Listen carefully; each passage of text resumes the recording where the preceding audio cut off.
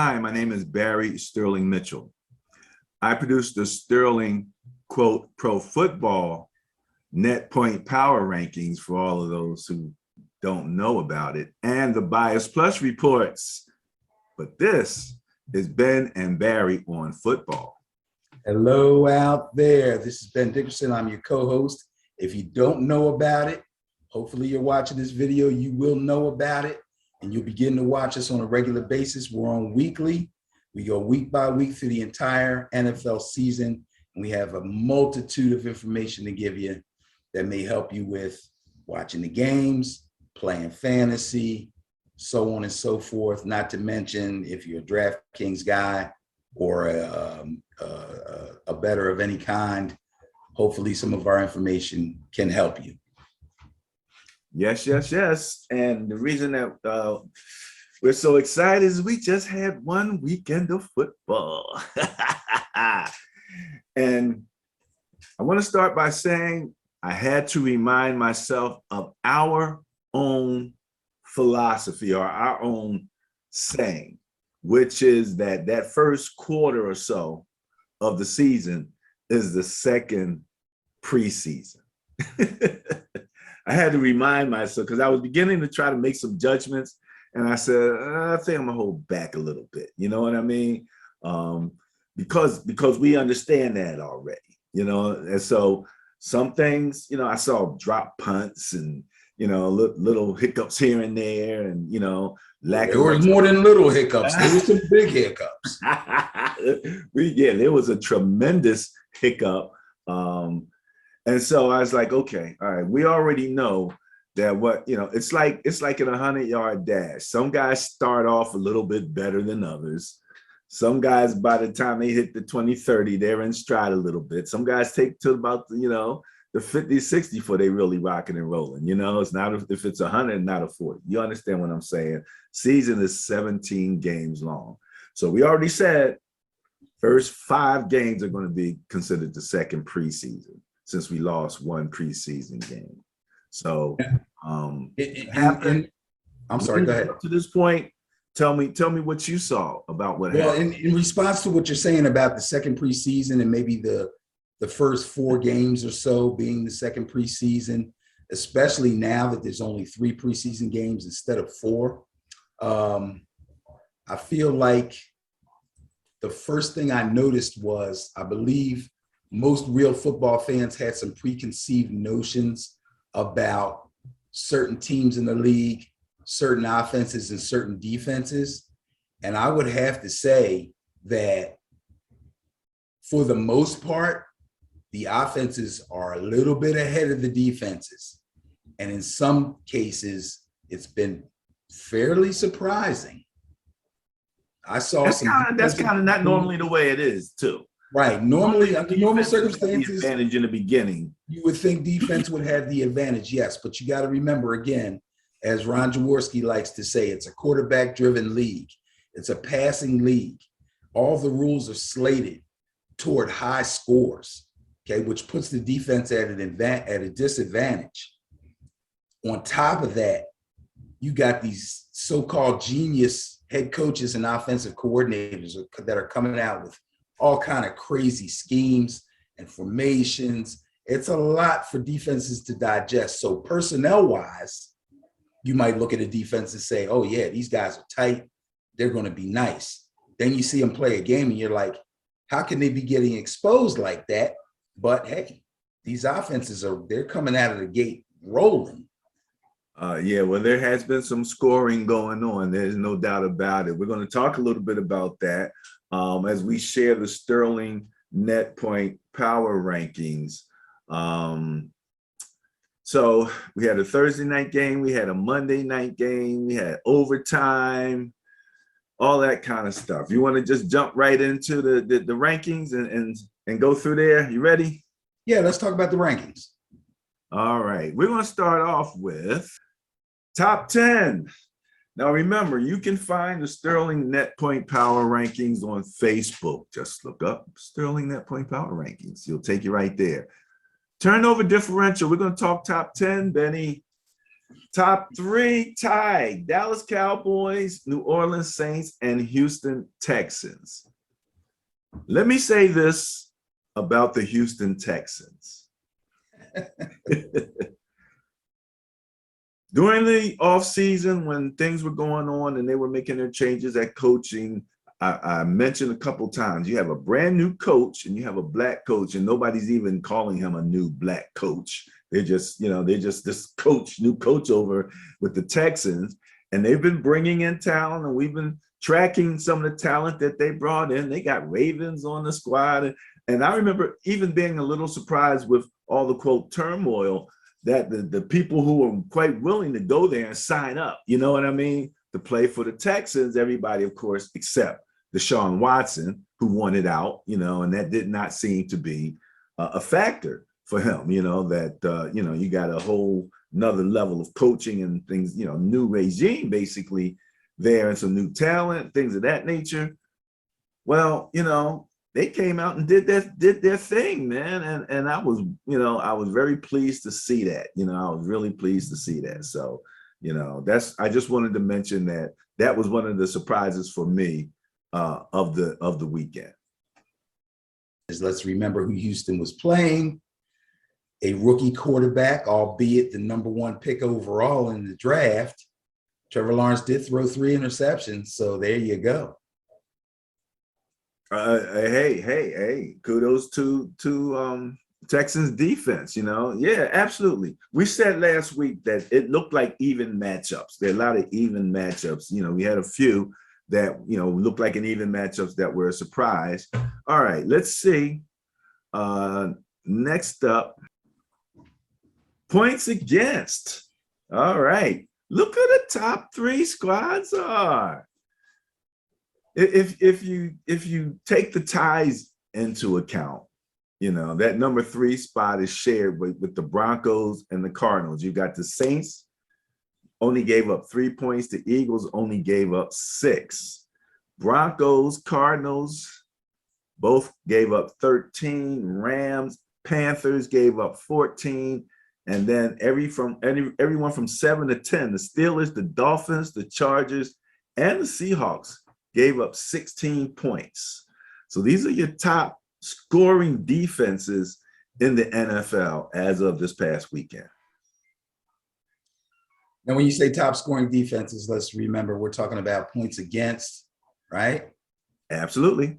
Right. So, wow. I would say right off the top of my head, I expected the New Orleans Saints to be pretty good on defense, up front and in the secondary. The Philadelphia Eagles, I expected to be pretty good up front, pretty good against the run, but maybe have challenges in the back end. They proved me wrong in this first game.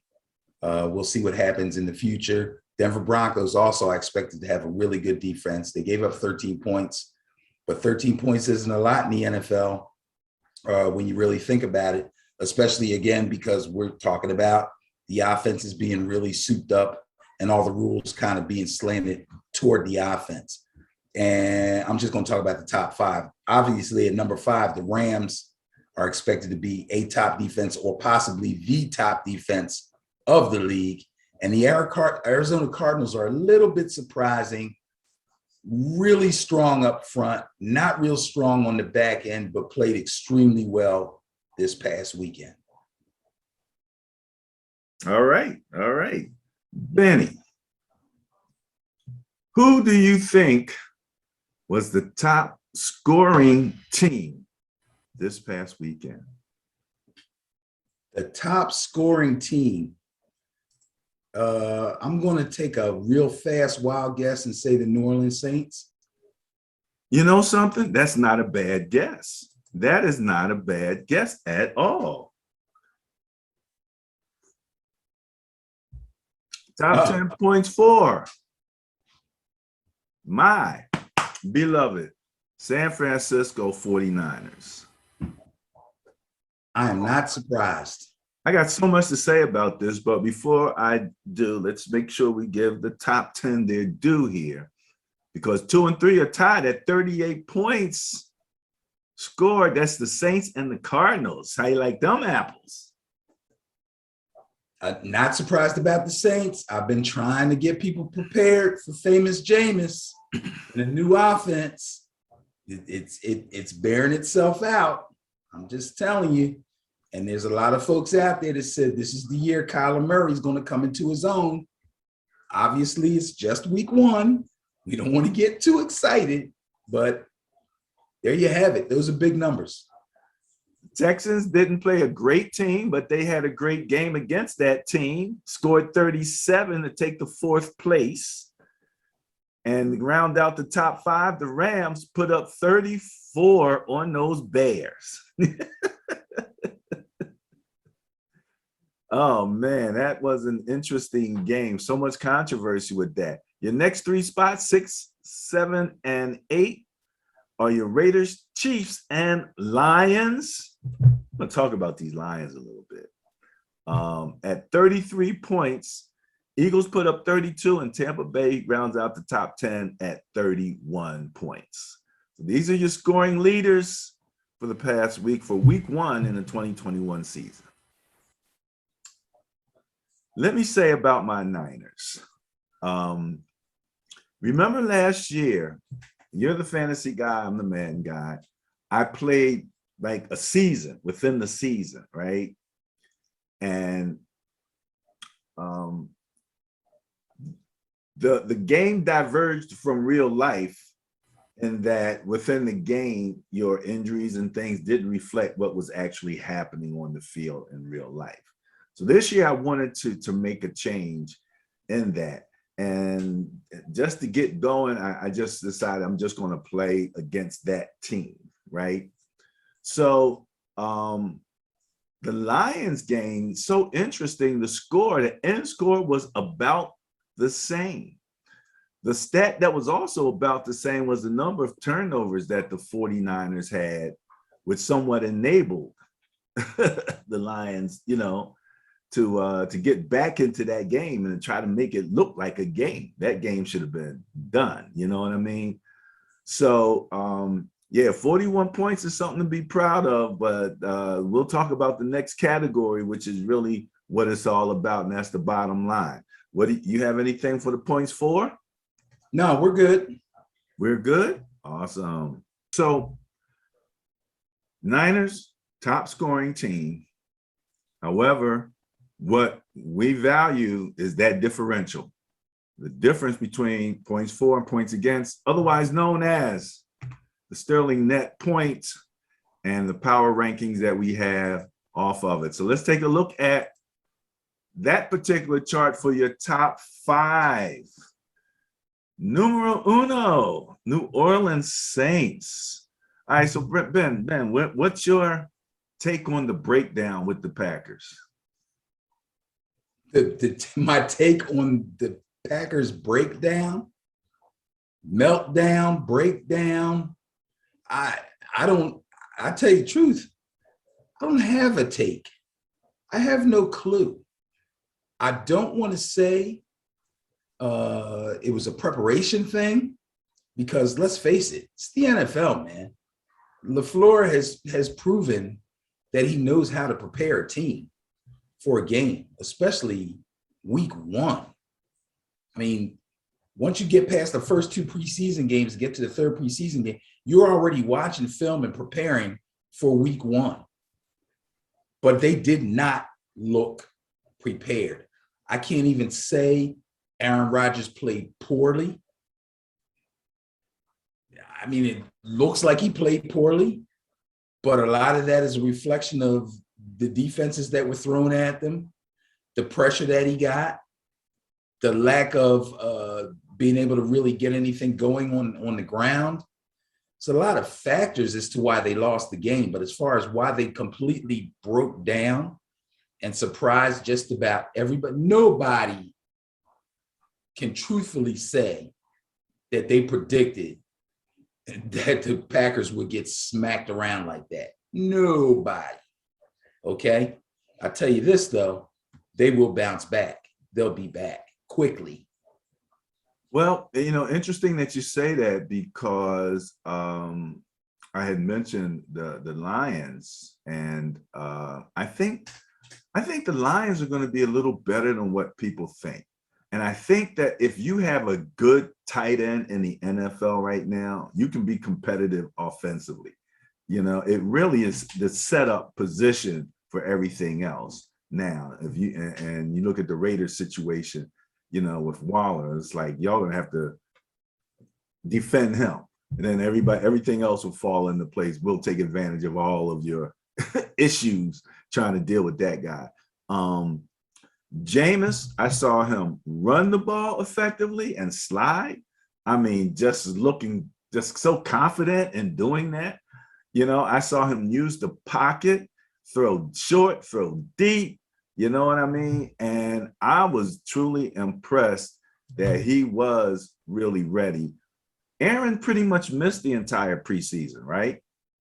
Yes. So again, being the second preseason, you know, hold off on getting on you know, being too judgmental. And like you said, you know, they should bounce back. People expect that the Lions are going to be the bounce back team, and I'm having some thoughts about that. If you're not when ready, you say the bounce back team, you mean have a bounce back season as opposed to last season? No, I mean, be able to come and after losing so badly to the Saints, win that game against their next game, which is against the Lions. And now things are, you know, kind of evened out. You know, you're starting this, you know, that's what most people think is going to happen, from what I understand. We'll talk about the matchups a little bit later. The Eagles played really well. Jalen Hurts looks like, you know, he is the quarterback. There shouldn't be any question about that. You know, he looked very much in command and control. The Cardinals, Kyler Murray, still darting around, sometime a little more than what I want him to, but he's dynamic, no doubt about it, man. And the Rams, you know, this was their first game with Matthew Stafford, you know, so you know, he looked like he was settling in nicely. You know, have you heard anything about this so-called, both of them having one of those, what do you call it, memories, photographic memory? My memory is so bad, I don't remember what the word photographic, that term anyway. Did you hear about that? And supposedly they're like on a mind thing because they both have that going on, photographic memory. The Rams head coach, Sean McVay, has been touted for some time now as having a photographic memory. I don't know the exact definition of photographic memory, but off the top of my head, like anybody else, I would probably say, it means he remembers a lot of stuff and he remembers details. And remembering details can be important. This guy's bounced around a little bit. I believe he comes from the Shanahan coaching tree. He's very intelligent, very offensive-minded, borderline so-called genius, and they throw that word around quite a bit, probably a little bit more than they should. I hadn't remembered hearing that about Stafford, but I can believe it. I can believe it. All I know is I know Stafford is in an offense that agrees with him. He has a head coach and a play caller that understand his skills and is going to put him in the best position to be successful. And he has real weapons across the board. That I know. Even with the loss of that's enough for me. Yeah. Even with the loss of their running back, I agree with you. Yeah. Well, yeah, they lost Cam Akers, and I was really upset about that because I think Cam Akers, and I still think he's going to come back and be a dynamic running back in this league for some years to come. But I was really, really looking forward to watching him play this season. Henderson is a good back.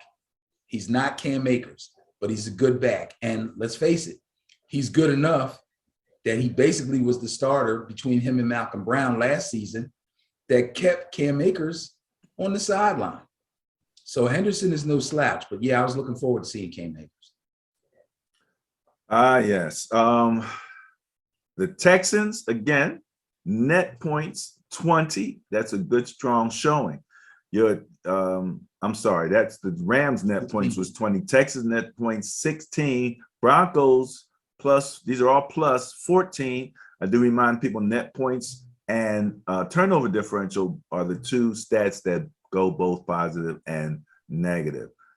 Seattle Seahawks was Russ cooking this weekend or what? Russ was cooking.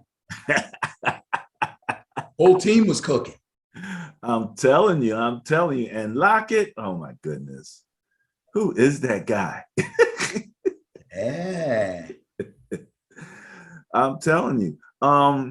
Teddy came out and did his thing with the Broncos, you know. Like you said, good team. You was like, watch out for the Broncos, you know. I did say that. So, you know, these seasoned quarterbacks on new teams had pretty decent days. If you look at the Texans with what's his name? Tyler? Tyrod Taylor. Yeah, right. Tyrod Taylor, you know, and then you know, with the Broncos, you know, Teddy comes in and looks pretty good. Now, Seahawks plus 12. My Niners were the top scoring team, but they are in 7th place in net points.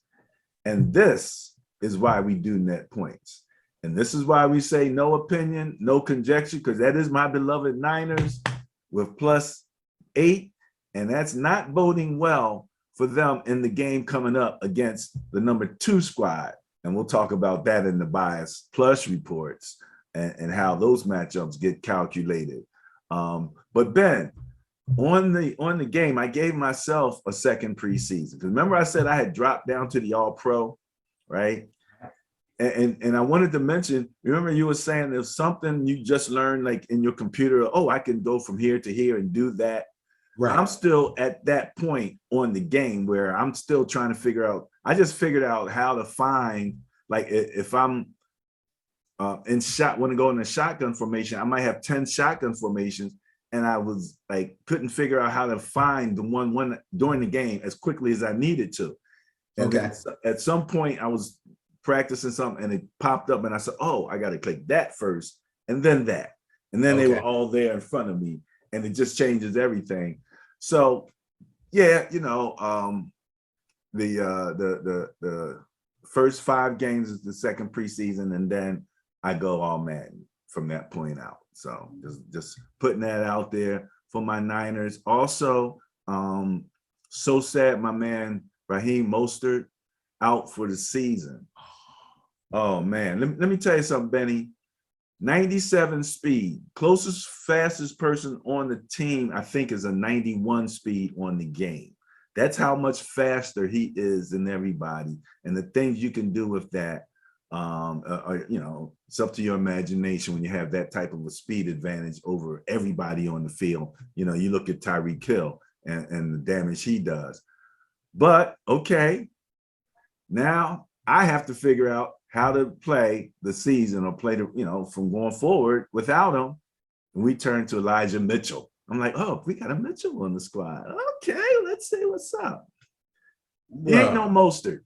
He ain't no Mostert. Okay. Let me just remind people of something. And again, I'll harken back to some things that I've said in the past that people may have heard or may not have heard. Number one, Kyle Shanahan has an eye for running backs. Okay. Kyle Shanahan finds running backs in the freaking bushes.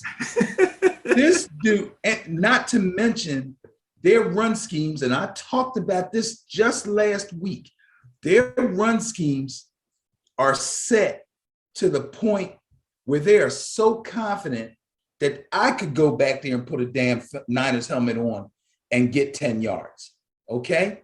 Where do they get these dudes? Remember Jeff Wilson? He's hurt right now, but remember when Wilson stepped in? Yeah. Remember when McKinnon stepped in? Oh, yeah. These guys just pop up and go. JaMychal Hasty. Nobody knows these dudes. What's the guy's name? Sermon or whatever? Sermon? Yeah. And yet Trey Sermon, well, he hasn't got his shot yet, but he will. In this offense, I mean, obviously they got to have some skills, but in this offense, he can make you a star. The next thing is just like you had to make some changes in Madden, I had Mostert on a lot of my fantasy teams. Oh, the reason I did that was because I know I trust the Niners run game, and I know Mostert's skills. And his average draft position on most fantasy drafts was relatively low. Really? Far below the guys like McCaffrey and Zeke and Cook and all. So I knew I could draft receivers and still get a really good running back that I could start most weeks by grabbing Mostert late in the draft. Awesome. So I call myself being smart, and the guy gets hurt in week 1. Bro, that set me back. Now I'm scanning the waiver wires for a replacement. I was able to get Elijah Mitchell on a couple of teams. Okay. I also was able to get Tyson Williams from the Ravens on a couple of teams. But I went searching that. I searched him out real quick as soon as J.K. Dobbins went down. But I don't want to get too far into in the fantasy right now. But yeah, I feel you when your star goes down and you're expecting to have a nice long productive season out of this guy, and he goes down week 1, it really throws you into a small little panic.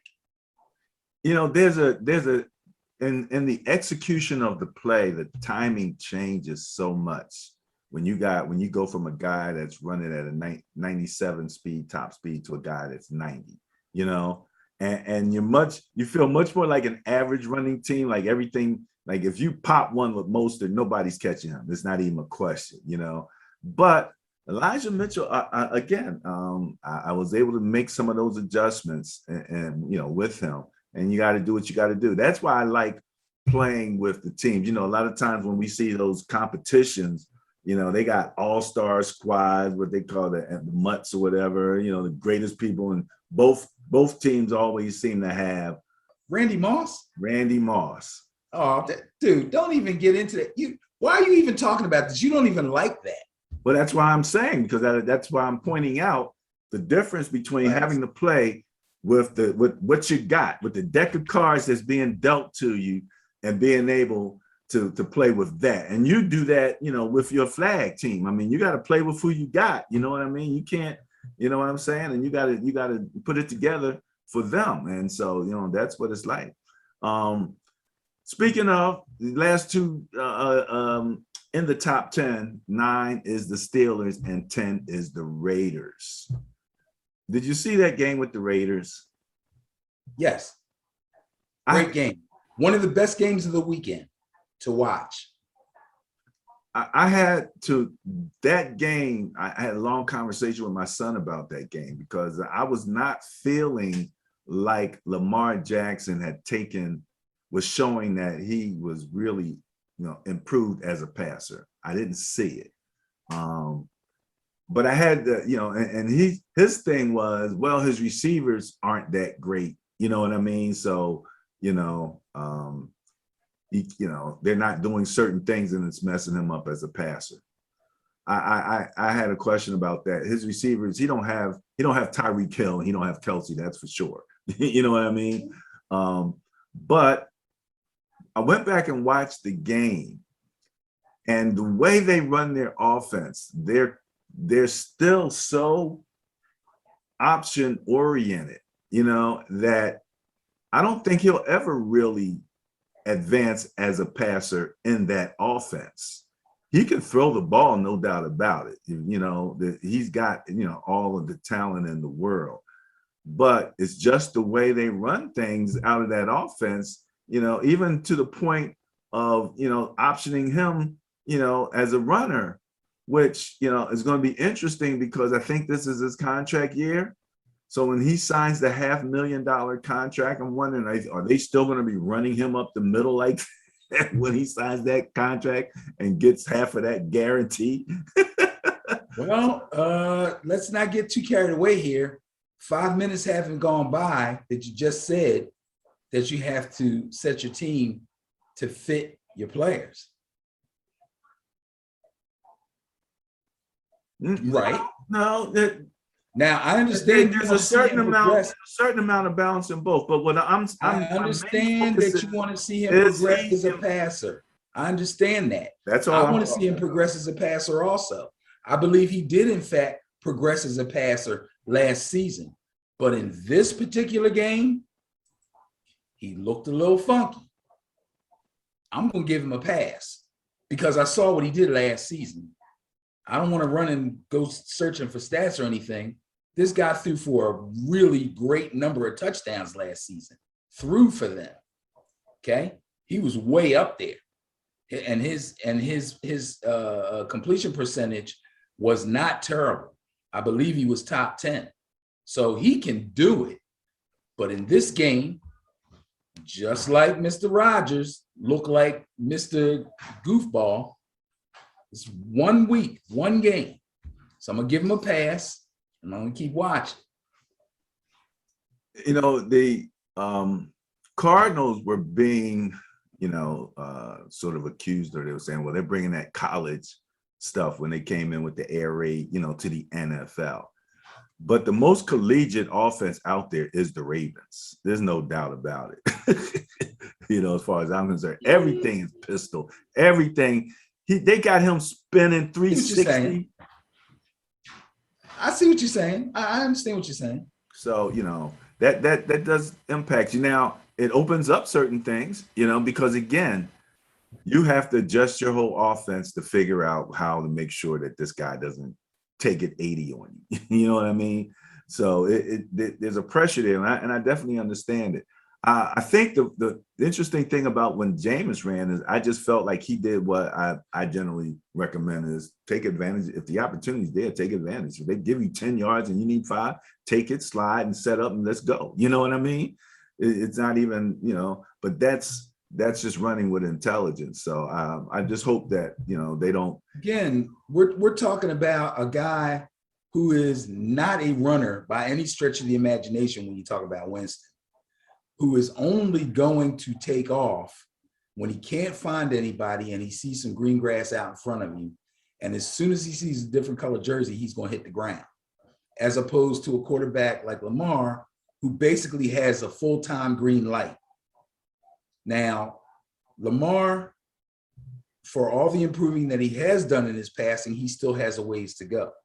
He understands, I believe, that he's not the guy that's going to fit stuff into tight windows and make that long, high, arcing, pretty, perfect spiral for a bomb and all that stuff. He knows that's not what he does best. So if that doesn't come for him, if he has to make a pass like that, he's going to opt to do what he does best, which is take off and run. This is what, his 3rd season? I haven't seen him take a hard hit yet. Oh, then you missed a couple. You missed a couple of the hits during that game. He had one hit that I thought. He got one where he got kind of dumped on his head. His neck. He got dumped on his head because he tried to stretch himself out at the last minute. That's bad. That's a bad hit. Okay, bro. So it's you play 16 games the last 2 seasons. That's 32 games. And this game, plus playoffs. And he took one bad hit. And it wasn't even bad. He popped right up. Only takes one. I know that. So that's where we go with that. Okay, but every time the Ravens come to your field, that whole week, you're trying to scheme up how to stop this boy. I'm not saying that he's not a dangerous offensive weapon in the way that they use him. Because I've never said that, but I have said, what the Hall of Famer said. Now, I know a lot of good young running quarterbacks. I don't know a lot of good old running quarterbacks. So I'm just looking to see if he's making the progressions that's going to keep him in the league for the next 5 to 10 years. That's what I want from him. And that progression is for him to be able to throw the ball a little bit better from the pocket. That's all I'm talking about. Okay, that's fine. But I've seen him do it. It's not like he never did it. Oh, I'm not saying that he can't do it. I've seen him do it. What we haven't seen him, and this is what I'm looking for, Benny. Okay, it's crunch time, and everybody, and you got to throw the ball, or you're gonna have to run for 70 yards So it's time to throw the ball, and everybody knows it. That's Right. what we're looking. That's what we see from Mahomes. You know, they got to throw it. Everybody knows it. Oops, he just went 75. What happened? You know what I mean? That's where his next step is going to be. That's the next hurdle. You know, when it comes crunch time, and then you're in that high pressure game, and you know he's done some of that. You know, when he came out of the bathroom, he threw a nice touchdown last year. When he came out of the bathroom. All right, that was too much fun. Anywho, let's get ready. Week 1 is in the books. Let's hear from Ben with Ben's weekly recap. That was horrible. Yeah, it was. Wasn't it?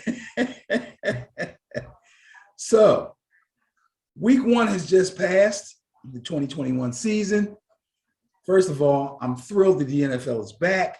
I'm sure everybody else out there is too. So let's go over some of these games, and let me give you a quick recap of what happened. I'm not going to give you all the stats of everybody. I'm going to give you some opinions. I'm going to give you some information, and I might throw even throw in a couple little fantasy tips. So week 1, let's start off with the Thursday night game, the very first game of the season. The Dallas Cowboys went to Tampa Bay to play the Buccaneers. The Buccaneers won the game 31-29. So the big question in this game was, would the Cowboys offense be able to put up points at the same clip that they did last season before Dak got injured? Obviously, it looked to be quite a task against the Super Bowl champion defense of the Buccaneers, but it didn't take long for me to declare that, yes, Dak is back. His arm strength may be a little in question because of the shoulder injury that he had in training camp, but his ball placement was definitely on point. Unfortunately, the Dallas defense looked no better than they were last year, and the boys gave up a ton of points. They gave up on the run far too early offensively. Zeke basically had no rushing yards to speak of, far less than I would like to have seen him get. And although the game was close throughout, they still continued to not run and continued to throw the ball, and they couldn't get the final TD to put the game away. Not to mention that they left out, because by the way, they needed the final TD to put the game away because they were actually ahead. With less than 2 minutes left, they were ahead, could not score, gave the ball back to Tom Brady. If you give him between 1.5 minutes and 2 minutes, guess what? You're in trouble. Yeah. Now, especially if all he needs is a field goal. Absolutely. You know what I mean? And his entire career is field goal wins. You know what I mean? That's okay. It's amazing, especially in big games. But they're wins, and that's so important. That's why we do net points, man. And you know, but you're so right when you said about 2020, because I'm sitting and looking at going, this looks like deja vu all over again. Hey, even if you win with a field goal in the final seconds, whenever you possess the ball, either on a kickoff or punt, you have to have an offense that can drive the ball and get you in the field goal position, even when the defense knows that that's what you're trying to do. You have to be able to hit the sideline routes and guys get out of bounds to stop the ball. You have to be able to clock it.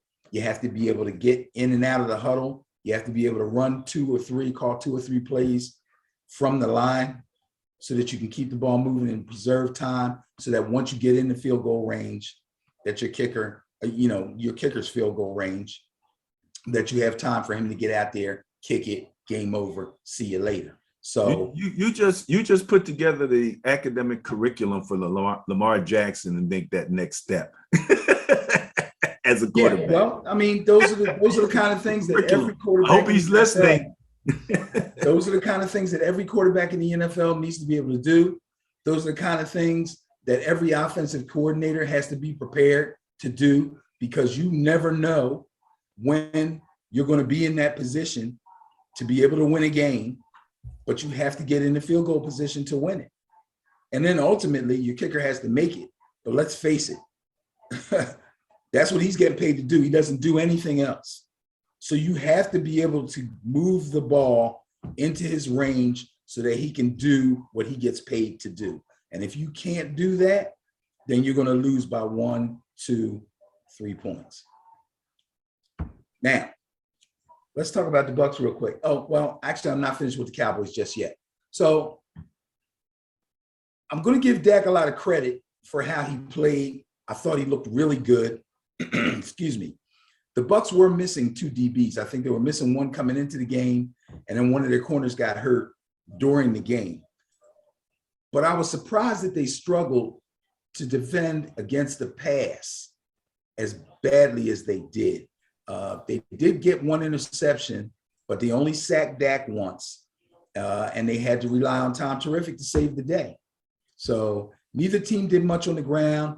Dak went 42 of 58, 42 of 58. That tied his career high in attempts. Throw 58 passes, that's crazy, okay? He went for 403 yards. He did throw 3 touchdown passes, but he got outdueled by Tom Brady, 32 of 50, 370 yards, and 4 touchdowns. Enough said. Next game, Philadelphia Eagles go into Atlanta to play the Falcons. The Eagles win the game 32-6. I'll tell you this. We live in Philadelphia. I listen to talk radio. There was a lot of trepidation. Oh, I'm not sure, Atlanta's got Pitts and Ryan's not done yet, blah, blah, blah. Okay, fine. Eagles came out with an extremely diverse and balanced attack against a rebuilding Falcons defense, and they basically just wore them boys out. Miles Sanders got a sufficient amount of touches. He got 74 yards on the ground on 15 carries, and he caught 4 passes for another 39. But the real story for the Eagles was quarterback Jalen Hurts, who now all of a sudden everybody loves. He was a very efficient 27 to 35, 264 yards. He threw 3 touchdown passes to 3 different receivers, and he ran the ball 7 times for 62 yards. Extremely productive. Looking for a big season from Jalen Hurts. The Pittsburgh Steelers roll into Buffalo to play the Bills, one of my favorite teams to watch in the AFC. This was a borderline intriguing game.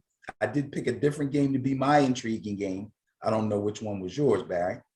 But this was a borderline intriguing game. But it turned out to be not as good as I thought it was going to be. Pittsburgh got the victory 23-16. Now, Josh Allen threw 51 passes. These quarterbacks throwing 50 passes. This is crazy. He threw 51 passes in this game, but he was extremely inaccurate. Now, I had a long discussion with somebody on Facebook about how Josh Allen looked. The guy tried to tell me that Josh Allen has been inaccurate since he came into the league. That is not true. The knock on Josh Allen coming into the league before the draft, when he was drafted, was that he was inaccurate, but he had all the other skills, could make every throw, could run, tall, strong, pretty fast, okay? But accuracy was an issue. Over the 3 years he's been in the league, he has improved that tremendously. Anybody who doesn't believe it, look up the 2020 stats. He was ranked 6th in completion percentage last season. 6th out of 32 starting quarterbacks. He was number 6. So don't tell me Josh Allen is inaccurate. But in this game, he was inaccurate. And he was only able to complete 30 of those 51 passes, 270 yards, and he only threw 1 touchdown pass. He was forced into hurrying a bunch of his throws because he was under serious duress from the Pittsburgh pass rush. They basically had their way with an overwhelmed Buffalo Bills offensive line. I don't know what the heck is going on there. They recorded 3 sacks, 1 fumble recovery. They blocked a punt, scoop, and scored it. And they stopped Buffalo on 2 fourth down attempts. That was big. So that basically was the story of that game. Let's see. Minnesota rolls into Cincinnati to play the Bengals. The Minnesota Vikings lost to the Cincinnati Bengals 27-24 in overtime. Very entertaining game. The Vikings defense was pretty bad. And the team committed 10 penalties in the first half, which contributed to them trailing for almost the entire second half.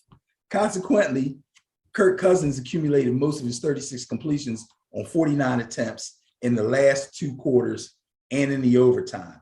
He finished with 351 yards. He did throw 2 touchdowns through the air, but the normally productive running back Dalvin Cook could only grind out 61 yards on 20 carries.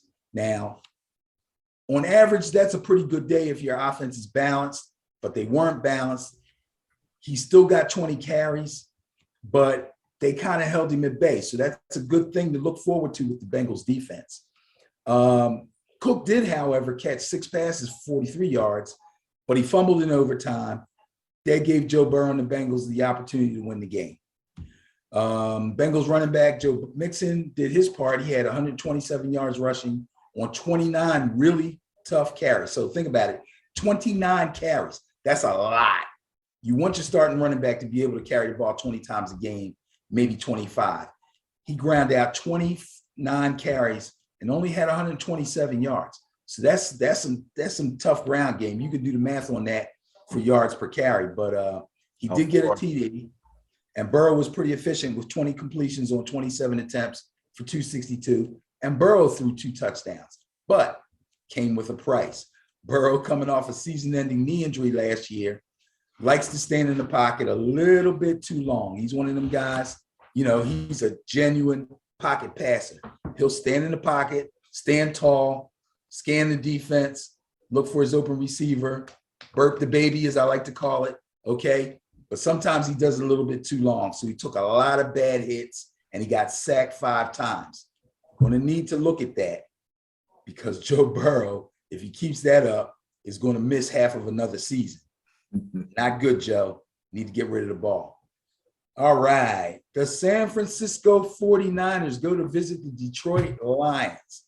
This game was far more entertaining than I expected it to be. The Niners did win the game, 41-33. Starting running back Raheem Mostert, who we talked about earlier, sustained a knee injury that's basically going to end his season. But enter Elijah Mitchell. Is that a cousin of yours? I'm claiming him. You're claiming him? Okay. I'm putting him on the tree on Ancestry. This guy ran 19 times for 104 yards and a touchdown. Seems no matter who Coach Shanahan plugs in to that vaunted Niner run game, it just keeps on rolling along. Jimmy Garoppolo quieted the Trey Lance talk a little bit, at least for 1 week anyway. He had a real nice game. 17-25, 314 yards, 1 touchdown. That 1 touchdown was a beauty to Deebo Samuel. They went for 79 yards. Deebo did most of the work with the long run. But that turned out to be a career night for Deebo. He had 9 catches for a total of 189 yards. That's a huge night for a wide receiver. The Lions just fell behind early and got most of their points in garbage time. That 1 turnover he had, though, yeah, third piece, man. And I know I said I thought the game was more entertaining than I thought it would be. And then I come back and say the Lions scored most of their points in garbage time. But it was entertaining because I got to see DeAndre Swift, who's from Philadelphia. I wouldn't call their points garbage time. I mean, they were trying to come back, and we were, they were trying. We were enabling them. Were the Niners ever in danger? What, 8 points? Was it? Come on, man. When was that? In the 4th quarter? Yeah, it was late in the 4th quarter. Bruh. They got within 8, man. It shouldn't even got that close. I'm telling you, should not have been that close. Okay, well, Robert Saleh's gone, so talk to your D coordinator. Man, look, let me tell you. And again, I told you, I had some questions about the secondary. You lose a Richard Sherman, that level of command and control in your defense and stuff. So some things have to be worked out the second preseason. Absolutely, especially knowing that they're going to play better teams and knowing how tough their division is, and they have to play everybody in the division twice. So yes, absolutely, that has to be addressed. But against the Lions, come on, not a problem. I think everybody's taking the Lions too lightly, but let's go. Go ahead. Yeah, I hear you. Arizona Cardinals at Tennessee Titans. This one surprised me. The Cardinals beat the Titans 38-13. I did not see this one coming.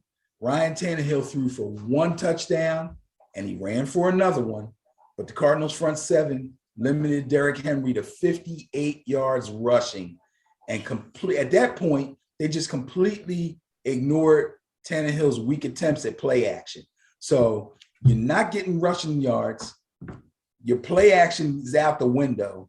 They're just coming at you. Now, Ben, let me just say this because you bring this point up, and this has been a point of contention of mine for a long time. Yes. Coaches who call play action when nobody's concerned about the run at all. You know, right? But we're talking about Derrick Henry here. So coming into the game, you are concerned about Derrick Henry. Coming into the game. However, they made a decision. We're going to live and die stopping Derrick Henry. We're going to load the box, and if we're going to lose, Ryan Tannehill's going to beat us. And it worked. And it worked. Yes, it did. So, at that point, it's like, you're not going to give it to him because he ain't going nowhere. And we just going to keep coming. They sacked Tannehill 6 times. Chandler Jones had 5 sacks on his own. This guy's looking at defensive MVP front running right now. I think he got something for the week on that. He might be defensive player. Probably get defensive player of the week. Oh, absolutely. Yeah. Absolutely. 5 sacks in one game? Absolutely. They did intercept Tannehill once, and they recovered 2 fumbles. The turnovers contributed to a red-hot Kyler Murray going off for 4 TDs. 4 TDs through the air. He had 1 on the ground. 2 of the TDs that he threw went to DeAndre Hopkins. This guy's hands, if you ever get a chance to look at his hands, he wears 4XL gloves. I didn't even know they made 4XL gloves. Okay. Is it true? I heard that he slits the seams or something on them so that they fit better. Somebody does that. Probably. It's not him. He does some kind of exercises where he actually pushes his hands together in some fashion, sort of kind of like this, to stretch the tendons in his fingers. It's incredible. But anyway, that's not surprising that he caught 2 touchdown passes. What was surprising was that Christian Kirk looks like he's ready to take over for Larry Fitzgerald now that Fitzgerald has retired, and Christian Kirk is trying to move himself up to be the number 2 option in the wide receiver core there. AJ Green looks like he's fading. I don't know. I don't know what to say about AJ, but Christian Kirk is stepping up. He had 2 scores also. So watch out for the Cardinals and Kyler Murray. Let's see where we at. Seattle. Watch out for the NFC West. NFC West is the toughest division in football. No doubt about it. Seattle Seahawks roll into Indianapolis to play the Colts. I thought this game would be a little bit better than it was, but Seattle looked good. They won the game 28-16. Excuse me. The Seahawks defense looked much improved from last year. They harassed Carson Wentz all day long. At least he looked healthy. He was scrambling around for his life, but he was moving. He didn't look hampered by his foot injury. But if he keeps getting pressured like this, he's not going to be around long. He can't keep taking that kind of punishment. And if he does for a few more games, he's going to be out again. He got sacked 4 times. He got hit 14 times. And 15 of his 25 pass completions, 15 of his 25 pass completions went to running backs on little downfield stuff, dink and dunks, and swing passes. Check downs, as we like to call them. Couldn't find his receivers downfield. Meanwhile, Russ came out cooking. Threw 2 TD passes to the Seahawks in the Seahawks' first 4 first half possessions. I said that wrong. 2 touchdowns in 4 first half possessions. I'm still having trouble saying that. I don't know why. Both of the touchdowns were over the top to Tyler Lockett. I'm still thinking about Murray. Tyler Lockett, and Russ finished with 4 scores altogether. And running back Chris Carson also had a strong game. Ran the ball 16 times for 91 yards. Okay, LA Chargers, another one of my favorite AFC teams to watch, just because I love Justin Herbert. They go into Washington to play the vaunted Washington defense. Guess what? Chargers come West Coast to East Coast and beat the Washington football team 20-16. This was a good game. Ooh, vaunted. That's a good word. I like that word. The vaunted Washington football team defense recorded only 2 sacks. They did get 1 interception. They did have 1 fumble recovery against Justin Herbert. But other than that, he had a damn good day. His offensive line pretty much handled the Washington front 7 for the rest of the game, and he torched their secondary for 337 yards on 31 of 47 passing and 1 touchdown. He completed 13 of 16 passes on 3rd downs and converted an amazing 11 first downs. Let me repeat that. He threw 16 passes on 3rd downs. He completed 13 of them and converted 11 first downs on 3rd down. His main target on most of those 3rd down conversions was Keenan Allen, who's his number 1 wide receiver. He actually caught 9 passes total for 100 yards. I did find it a bit curious that running back Austin Eckler didn't receive a single target. He ran the ball 15 times. He got 57 yards. He did score a touchdown. Fantasy note, Austin Eckler was a guy that a lot of people went after, especially if they were playing in PPR leagues. PPR leagues is points per reception. So no matter how much yardage a guy gets or touchdowns he gets, he also gets 1 extra point every time he catches the ball. Austin Eckler looked like a big-time PPR running back. For him not to get a target, not even a target in a game, is a little bit curious. He did get more red zone looks than he used to get and more goal line work, but he didn't catch a pass. That's not a good thing. As far as Washington is concerned, they lost their starting quarterback, Ryan Fitzpatrick. He got a hip injury. That's going to keep him out 6 to 8 weeks. So they got to roll with Taylor Heineke, who I actually like, but it's going to take him another game or 2 to kind of get rolling as the starter. Where do you stand on the question of them bringing in Cam? I wouldn't. Me neither. I don't think Cam fits there. Even though he used to play for Carolina and he used to play for the head coach there, I don't think he fits what they're doing right now. I really don't. Okay. I wouldn't do it. I would go with Heineke. Heineke proved he can win games last season. You know, when Alex Smith wasn't right, Heineke came in. When they decided not to go with Alex Smith anymore, they relied on Heineke. You know, they didn't draft a quarterback in the early rounds in the draft. They went out and got a free agent guy, a veteran in Fitzpatrick, and they held on to Heineke. They like the guy. I like the guy. He knows the offense, and he's not bad. I think you'll see better things out of him in weeks to come. All right. Okay. Fantastic. So moving on. The New York Jets, with their brand new rookie quarterback, Zach Wilson, went down to Carolina to play the Panthers. They did not win, but again, another close and very entertaining game. In fact, I think the Carolina this is my opinion, the Carolina defense is much improved, and I thought they would handle the Jets. They really didn't. They won the game 19-14, but this was a game that could have went either way for most of the game. So, I mean, considering that he was rushed mercilessly from the outset of this game and was sacked 6 times, Jets rookie quarterback Zach Wilson scrambled and survived well enough to complete 20 out of 37 passes for 258 yards and 2 touchdowns, and he only threw 1 interception. That was surprising to me, but let's remember when we did our draft show and we talked about Zach Wilson, we said that what these coaches were looking at when they looked at him and what they admired about him was his off-platform throws, as they call it, being able to throw on a run, being able to throw across your body accurately, being able to throw, roll one way and go back the other way and all that stuff.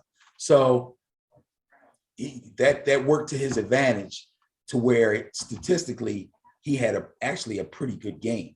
Unfortunately for Wilson and the Jets, they got outdueled by Sam Darnold, the guy who used to be the quarterback for the Jets, and the Panthers. Even though Darnold's accuracy was a bit shaky, he was only 24-35. He only threw for 270 yards, and he only threw one touchdown through the air. He did run one touchdown in. But the real hero for Carolina was my man, C-Mac, Christian McCaffrey. Dude, I've been waiting for this dude on my fantasy keeper teams. I've been holding on to this cat for 2 years, trying to get him healthy. And it paid off for me so far in week 1. And hopefully it's going to pay off for me for the rest of this season. After only being able to appear in 3 games last year because of injuries, because he was injured, he came in, he played a couple games, he went out hurt again, then he came back, he played another game, then he got hurt again. This guy comes in, runs 21 times, 98 yards, catches 9 passes for an additional 89 yards. This dude's a superstar, man. This dude's a beast. And some of the passes, he was lined up in the slot. So he caught swing passes out of the backfield. He caught screens. Then he lined up in the slot, caught balls downfield. What can he not do? Christian McCaffrey, my man. The name that I did hear you mention is that combo between Sam Darnold and Robbie Anderson. Well, this is how I see it, and it's no secret. DJ Moore is the possession guy, and he can hurt you on intermediate stuff. But when it's time to go bombs away, Robbie Anderson is hard to cover. Robbie Anderson can shred your defense for big yardage anytime he basically wants to. It's just a matter of Darnold being on time with the throw. That's all. Carolina's going to be a dangerous team to deal with. Like I said, the defense, I believe, is much improved. Some people say it's slightly improved. I believe it's much improved, especially up front. And it's all about Darnold and McCaffrey staying healthy. But yeah, DJ Moore, Robbie Anderson are a nice combination at wide receiver. And the better Darnold gets with them, the better they're going to be. So Carolina could be dangerous. This is an interesting time with our rookie quarterbacks. We've got 2 who are starting, right? Mac Jones, Zach Wilson. And we got 2 who are on the bench that everybody thinks kind of should be starting with, Justin Fields in Chicago and Trey Lance with the Niners. And both of them got in the game. And both of them got into the game, yeah. So that tells you. Well, first off, relative to Justin Fields, I think his situation is different because I don't think that the true belief is there that Andy Dalton is going to be, is a serious starting quarterback at this point. I agree. Okay. I consider him a really good backup at this point. So you've got the rookie, at backup to a backup. I don't consider Garoppolo a backup to Trey Lance. The interesting on the game is that, again, Garoppolo's rated like 75 and Trey Lance is rated like 74. So literally on the game, I replaced Garoppolo with Trey Lance.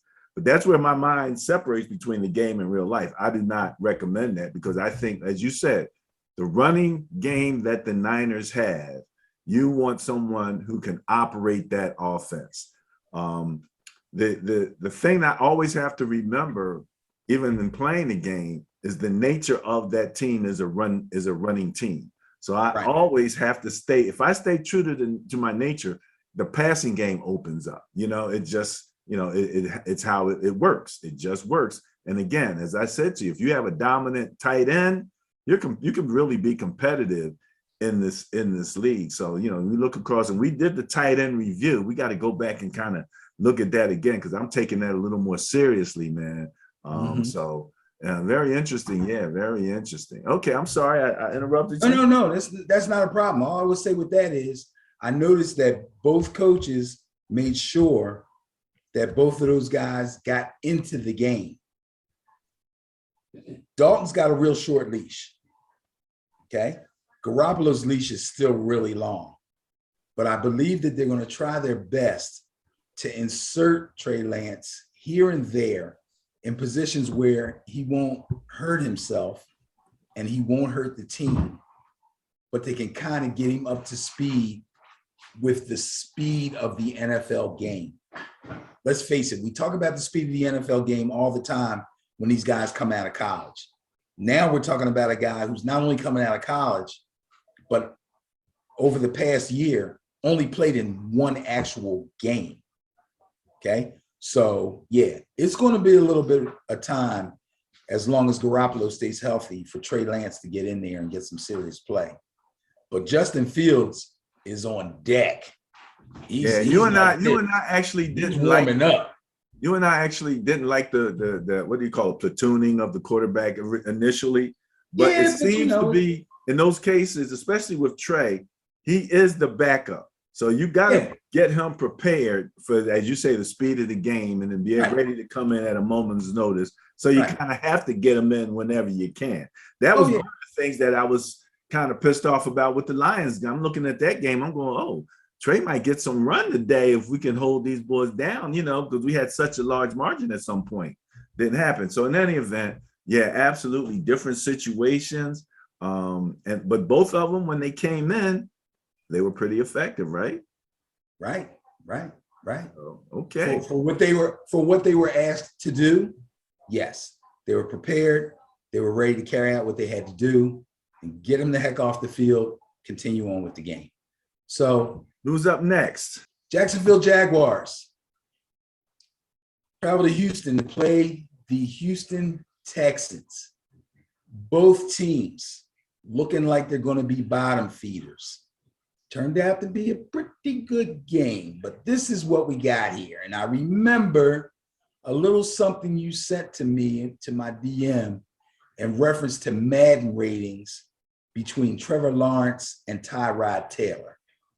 So here's what I got to say. So this one was the battle between the quarterback who was the #1 pick in the draft, Trevor Lawrence, versus the grizzled old veteran, part-time starter, most of the time backup, Tyrod Taylor. Both quarterbacks went against very lowly ranked defenses, but one of them was clearly better. With basically no run game to speak of, the Jaguars needed Lawrence to throw the ball 51 times. And although his arm talent was clear to see, he was only able to complete 28 of those passes. 28 of 51 is not very good. He did throw for 332 yards, though, so he was airing it out. And he did, in fact, throw 3 touchdown passes. But he also suffered 3 interceptions. Receivers dropped 5 passes, and he had 6 3-and-outs. So he had trouble converting on 3rd down. Not good. Conversely, Tyrod Taylor was 21 of 33, 291, 2 touchdowns, and he ran 40 yards on the ground, and he was only sacked once, and he had no turnovers. Tyrod did the darn thing, man. Let's there you go. And that was my whole point. When you get Madden ratings on a rookie, they have nothing to base them on but what they did in college. And even though, well, he didn't actually play in the SEC because Clemson's actually in the ACC, but he played plenty of SEC teams, played plenty of big-time talent.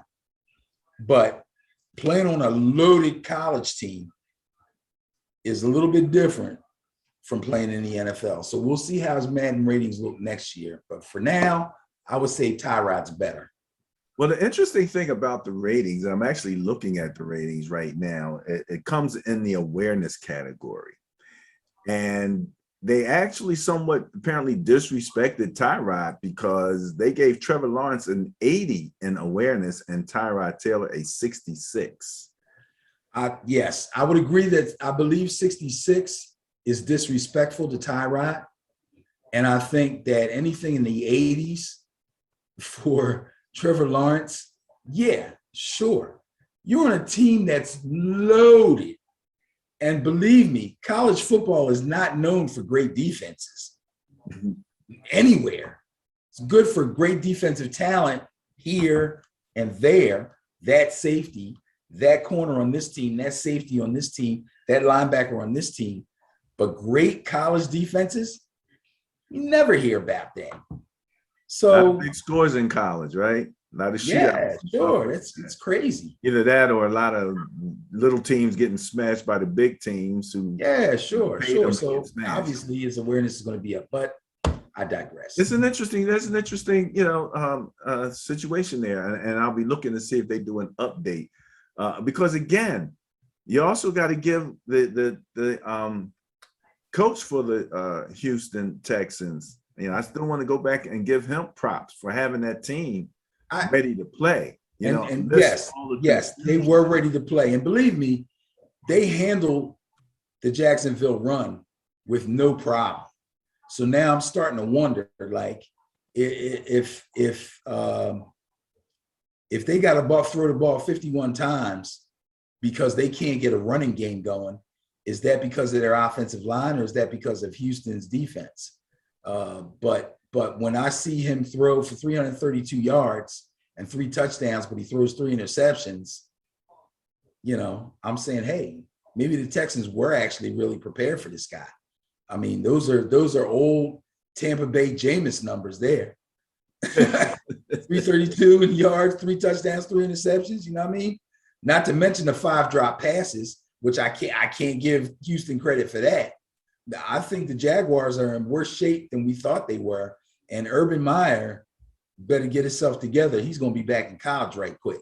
No, don't even bring that up because that question has already come up because of some opening. Already out there. But I want to jump back real quick, and you can help me get my memory correct on this.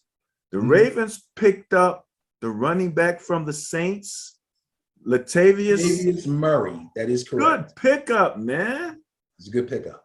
That was a good pickup. As Latavius gets used to that offense again, the pistol and all of that, he probably got a little taste of that when they brought in, the guy for the Saints that they would bring in, when he wanted to run all of the option stuff when Drew was there, Taysom Hill, right? So he did actually get a little taste of that with the Saints. He'll get a big portion of that with the Ravens. But I thought that was a good pickup, man. I thought it was a very good pickup also. I think he fits their scheme.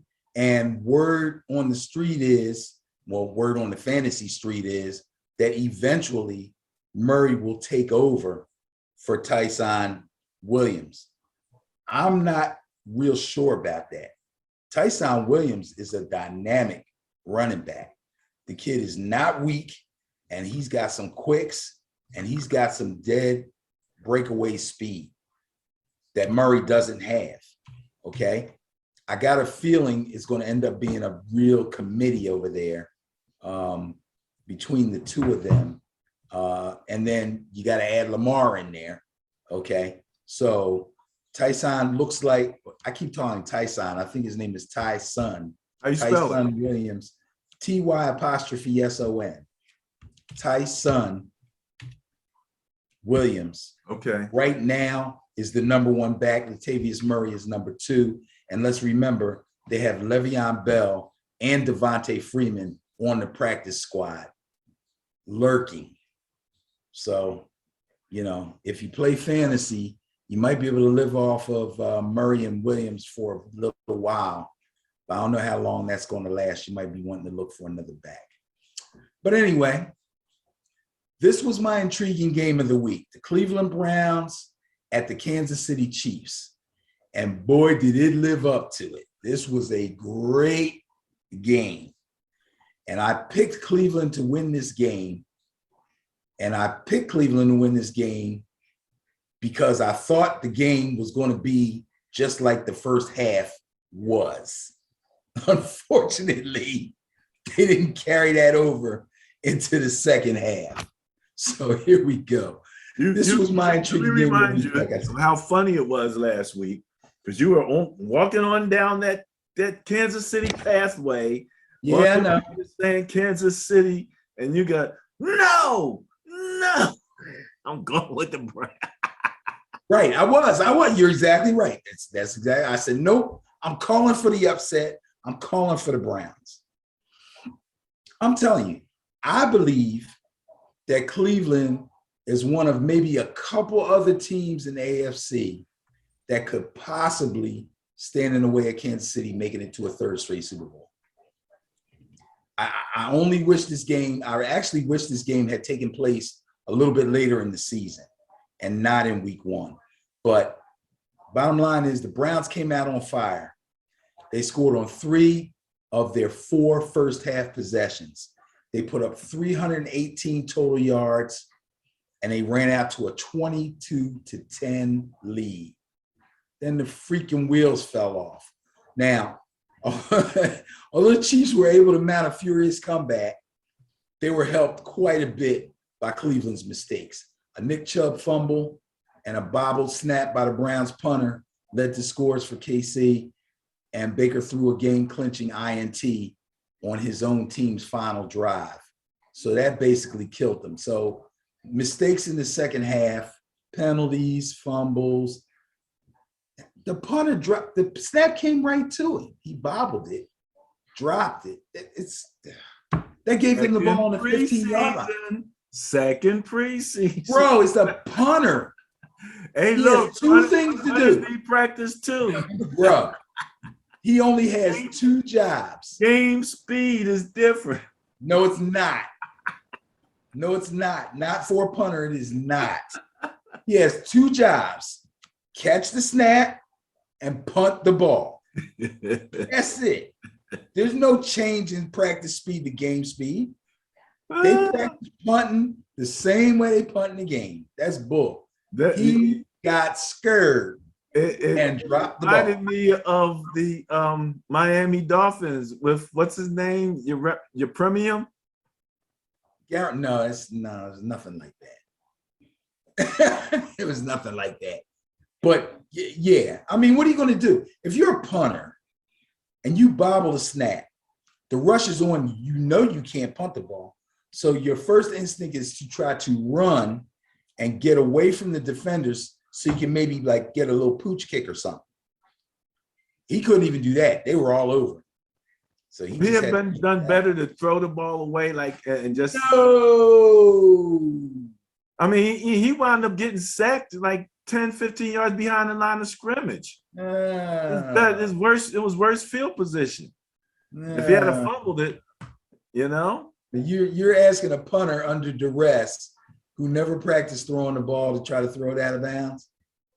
Well, to be quite honest, disaster written all over. Practice, shouldn't that be something that okay, if you bobble it, this is what we want you to do? Shouldn't that have been part of the special teams practice? It is part of the special teams. So what should he do? What should he be doing then? And he bobbled it. Exactly what he did. He's supposed to try to roll out and get a running rugby kick. It's a rugby kick. You run and you kick it on the run. But the Ravens were all over it. They all got through. He had nowhere to go. He had no room to try to get the kickoff. And I'm sure he didn't want to kick it into them, because if you do that, then they can scoop and score. Right. So he just took the L. You know, if he throws it out of bounds, he's going to get a what do you call it?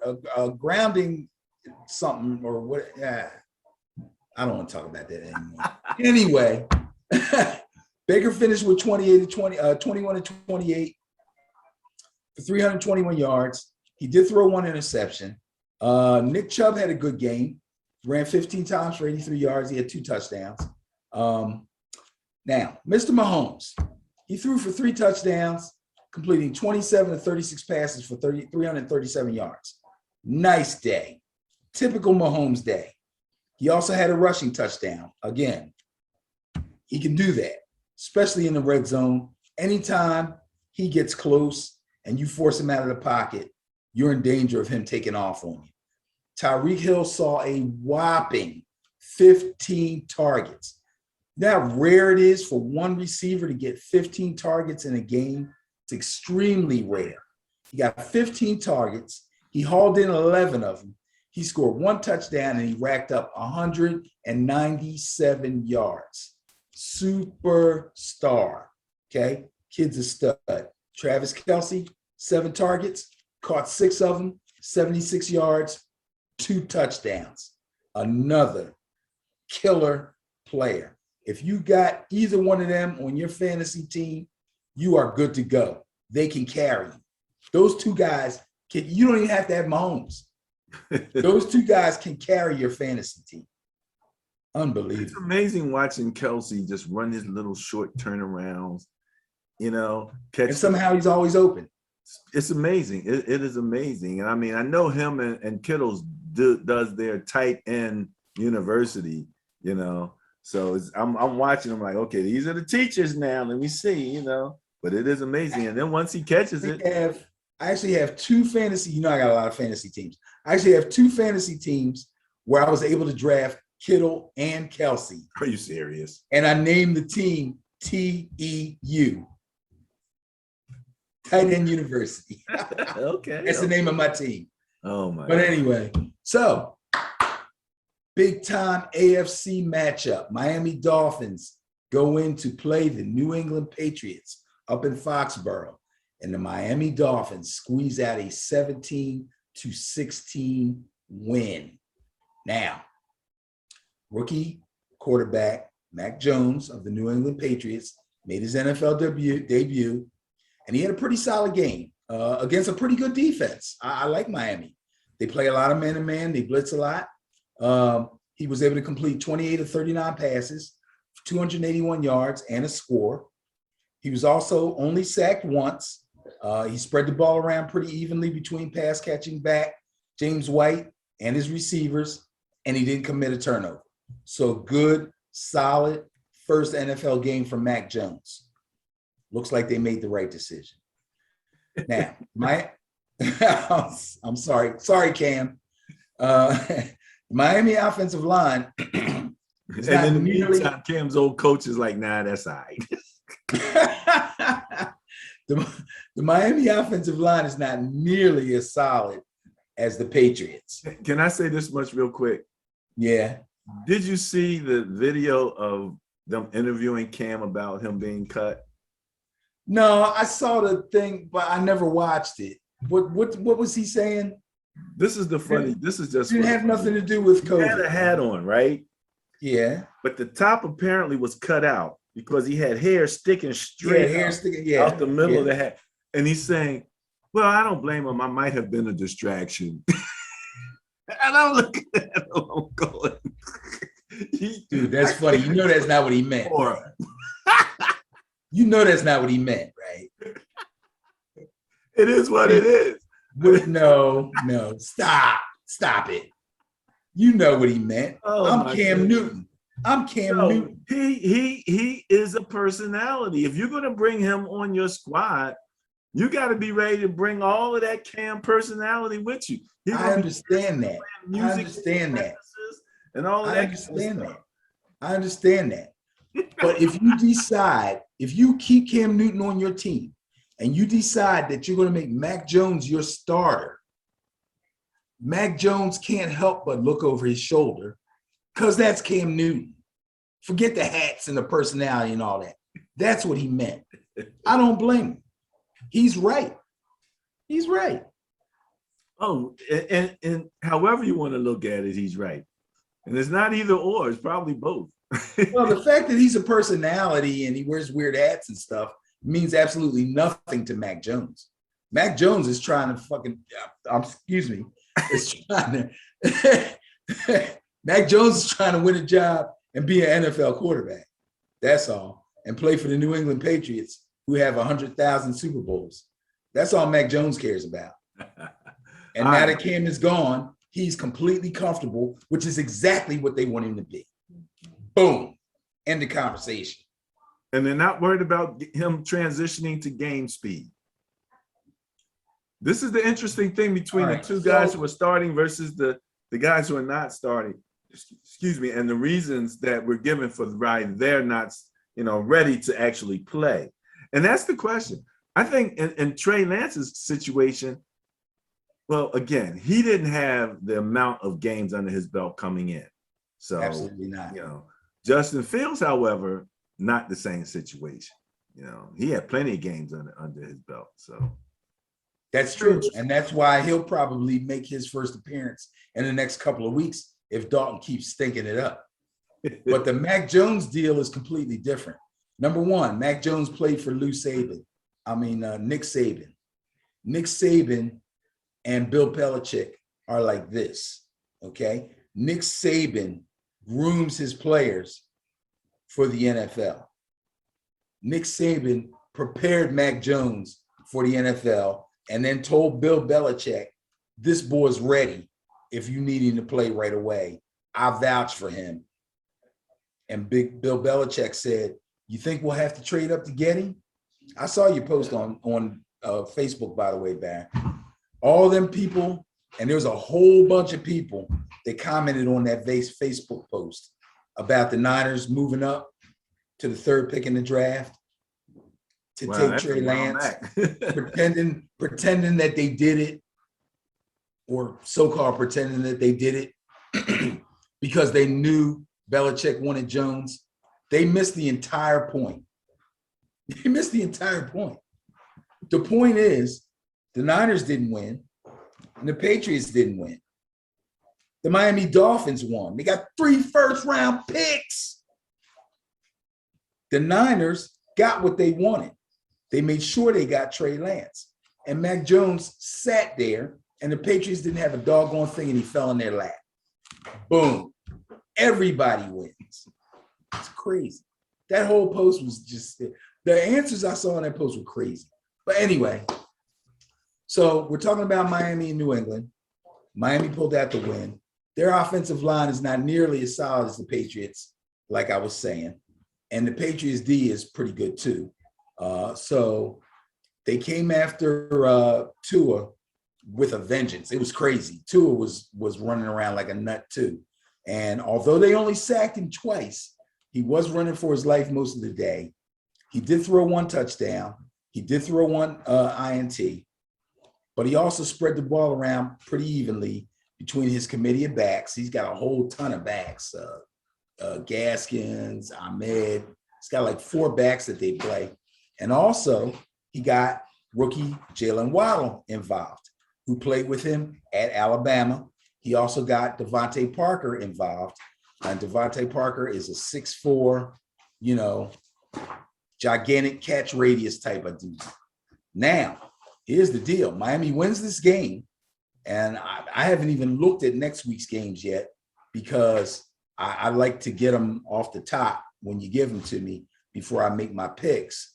But with Waddle and Parker and now Will Fuller having served his suspension, he'll be back next week also. Tua gets another playmaker. So watch out for Miami. Okay. All right. Hold on 1 second. Okay. So next on the docket, we have the Green Bay Packers at the New Orleans Saints. Talk about surprises. This one, I don't even know what to think of this. And we talked about this a little earlier here in the show about what I thought about Green Bay's meltdown. I don't even know what to say. The Packers got the crap beat out of them on both sides of the ball. The Saints were expected to come into the season with a pretty stout defense, but they gave Aaron Rodgers fits. We've been talking about Rodgers all summer long, so I'm actually tired of talking about him. So let's talk about Jameis. Well, we said early on, Jameis and Dwayne Haskins were 2 quarterbacks who had tremendous opportunities and potentially in front of them. That is correct. And Jameis, now with Drew having stepped off, man, and another what was the other coach you said they think that, oh, the Patriots, you think they made the right decision? Saints also made the right decision here. Oh, absolutely. I've been going for Jameis all along. Two reasons. Number one, Jameis is a real quarterback. Taysom Hill is not. Number two, Jameis is a real quarterback, and Taysom Hill does so many other things. Why would you take that out of your offense? The guy is a weapon. You got to use him as a weapon. You know what I mean? But first of all, Jameis was gifted with great field position several times during the game by a defense that was just swarming all over the Packers. They got 2 sacks, 2 interceptions, a fumble recovery, and a 4th down stop. I don't know what made the Packers think they could go for it on 4th down, but I don't know. That must have been early in the game. I didn't see that entire game. Now that being said, this much then before you finish. The game was relatively close for a while. It was one of those things. At one point, it was like 14-3. You know what I mean?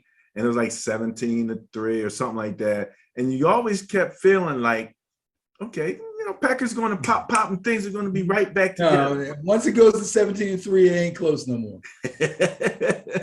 That's the Pack, man. We just expect A&R to do a little something, and the next thing you know, you might be down 1. Didn't happen.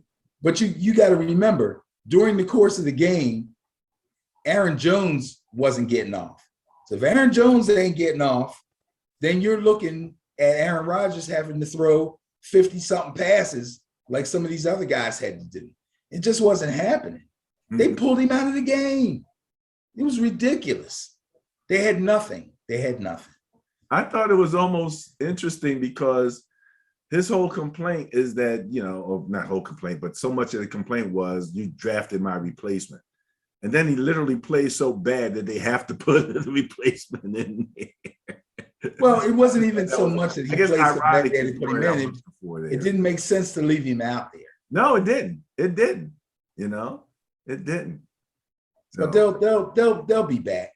But against the Detroit Lions, right? Everybody's assuming. Here you go with the damn Detroit Lions. So anyway, I'm talking about Jameis. I'm talking about Jameis. Now, his numbers were not eye-popping. He only was 14 of 20, and he only threw for 148 yards through the air. But he threw 5 touchdown passes. So again, and I talk about this all the time, field position is extremely important. When your defense is able to put you in good field position because they're holding the other team's offense and forcing them to punt. Even if you drive and don't score and you punt it back to them and they hold again and force them to punt again, each time you're starting your series closer and closer and closer to the goal line you're trying to get to. And that's what happened. So he was able to throw 5 touchdown passes. That's tremendous. There's no way they were coming back from that, not without a balanced attack. And one of his touchdown passes went to Alvin Kamara, who's probably going to have another outstanding season. He ran 20 times for 83 yards. And then, he caught a touchdown pass. And then when the 4th quarter started, he hit the bench. No need to stay out there. We're killing these guys. Crazy.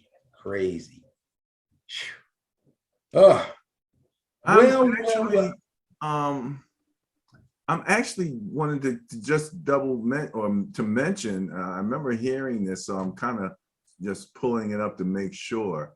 But, Jameis actually had a historic day for throwing the number of touchdowns versus the number of total passes that he actually had, that ratio of touchdown to passes.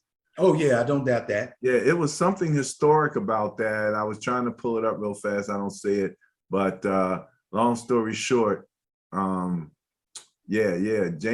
had a great day, man. And just if you think about it, that's pretty incredible to be able to throw 5 touchdown passes on only 148 yards passing total.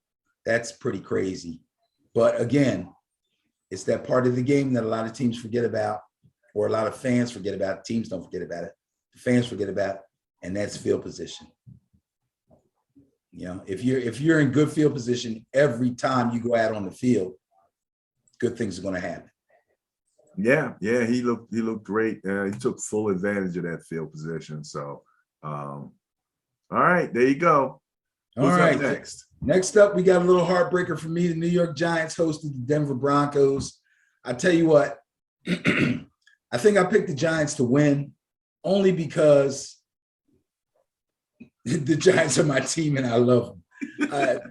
I'm glad to hear the honesty here. No, I have to be honest, man. That other hyperbole or false hyperbole, I'll leave that to the Eagles fans. Okay, I know my team has issues. Okay, I love them anyway, and I'm going to ride or die. But Denver came in here with a pretty good defense and ended up beating them 27-13. But I liked the 13 that we got. There were some things I liked, and there were some things I didn't like. And as a fan, I have to say I am not distraught. Okay, I wish they had been able to win, but I saw some good things and I saw some bad things, and I think that we have things to build on. Now, I have to be honest, though. It looks like it's going to be a long season for us, unless Danny Dimes can show some marked improvement and Saquon can get rolling. If those two things happen, then I'll feel a lot better. But even with a below average offensive line, Daniel Jones was only sacked 2 times. That's pretty good because the Denver pass rush is pretty ferocious. We talking about Von Miller and all that stuff going on. Bradley Chubb, okay? They only really got to him twice. Now, he was under constant pressure, but he was still able to throw 2 touchdown passes, and he ran for 1 touchdown. That was kind of late in the game, though. Things were pretty much settled. Sterling Shepard stepped up. He was his main target. He caught 7 passes. He did score a touchdown. But Barkley was held in check. And the only good thing I can say about Barkley was he did start the game. He looked relatively healthy. He played 47% of the offensive snaps, which is good. So it doesn't look like he was on a pitch count, as they say. And so I'm going to deem him 100% healthy, and I expect better things as we go. Now, here's the crazy thing for Denver. So as the debate in Denver raged over the summer and during training camp about whether to start quarterback or who the starting quarterback would be between Bridgewater and Locke, the job was ultimately won in the preseason by Bridgewater. Teddy Two Gloves, as I like to call him, didn't need to do much with this defense holding the Giants to only 2 scores. And running back Melvin Gordon looked fresh. He sprinted for 70-yard touchdown. And that was 70 yards of his total 101 yards that he got on only 11 carries. Okay. You want your starting running back to get between 18 and 24 carries and get 100, 125 yards. That's a pretty good day. He went for 101 on 11 carries, 70 yards on 1. And let me tell you, he looked like Melvin Gordon straight out of Wisconsin on that run. I didn't even know he still had that in him. Now the Broncos did. I saw a little bit of that on the game, man, and you're right. But that speed, they did, yeah. They actually, but they actually had 25 total rushing attempts between Gordon and Williams. So that's not bad. Williams didn't have as he didn't have the big breakaway. He averaged 3.2 yards, but that's 14 attempts, man. So that means they're trying to run the ball. Oh, absolutely. And they need to. They need to. You want to balance the attack. The great thing about that is if they can actually establish a good running game, they have a nice, dynamic, young receiver core. Jerry Judy's going to be out for a few weeks with a high ankle sprain.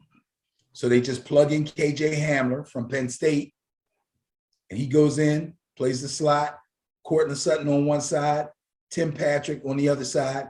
Both of them are 6'4", 6'5", and fast. Nice receiving core. I said it before, I'll say it again. Watch out for the Broncos. Let's not forget Fant. Yeah, yeah. I tell you what, they were talking bad about Fant. I was doing, when I was doing my fantasy research, they were talking bad about Fant. They had him low on the totem pole as far as the tight ends is concerned. That's a big dude, and he can catch, and he's hard to tackle. He ain't dead yet. No, not at all. I mean, he nice had play. the most receptions on the day. He had 8, well, most targets anyway.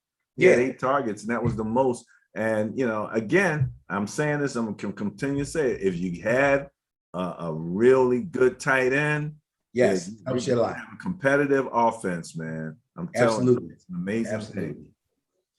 All right, so we kind of talked about these two teams and these two quarterbacks earlier in the show.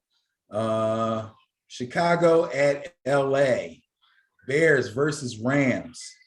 Rams basically did the damn thing and took the Chicago Bears apart. I feel bad for the Chicago Bear fans. I feel like the kid at Christmas who comes down and opens up all his toys, and they're kind of okay toys, but they're not the ones he asked for. And then his dad says, oh, the one you asked for, it's over there, but you can't open it till your birthday, which is in January. They okay? That's how Chicago fans feel right now. Andy Dalton's day. Andy Dalton's days are officially numbered. He struggled to complete 27 out of 38 passes for a stinking 206 yards and threw no touchdown passes. Now, granted, the Rams defense is no joke.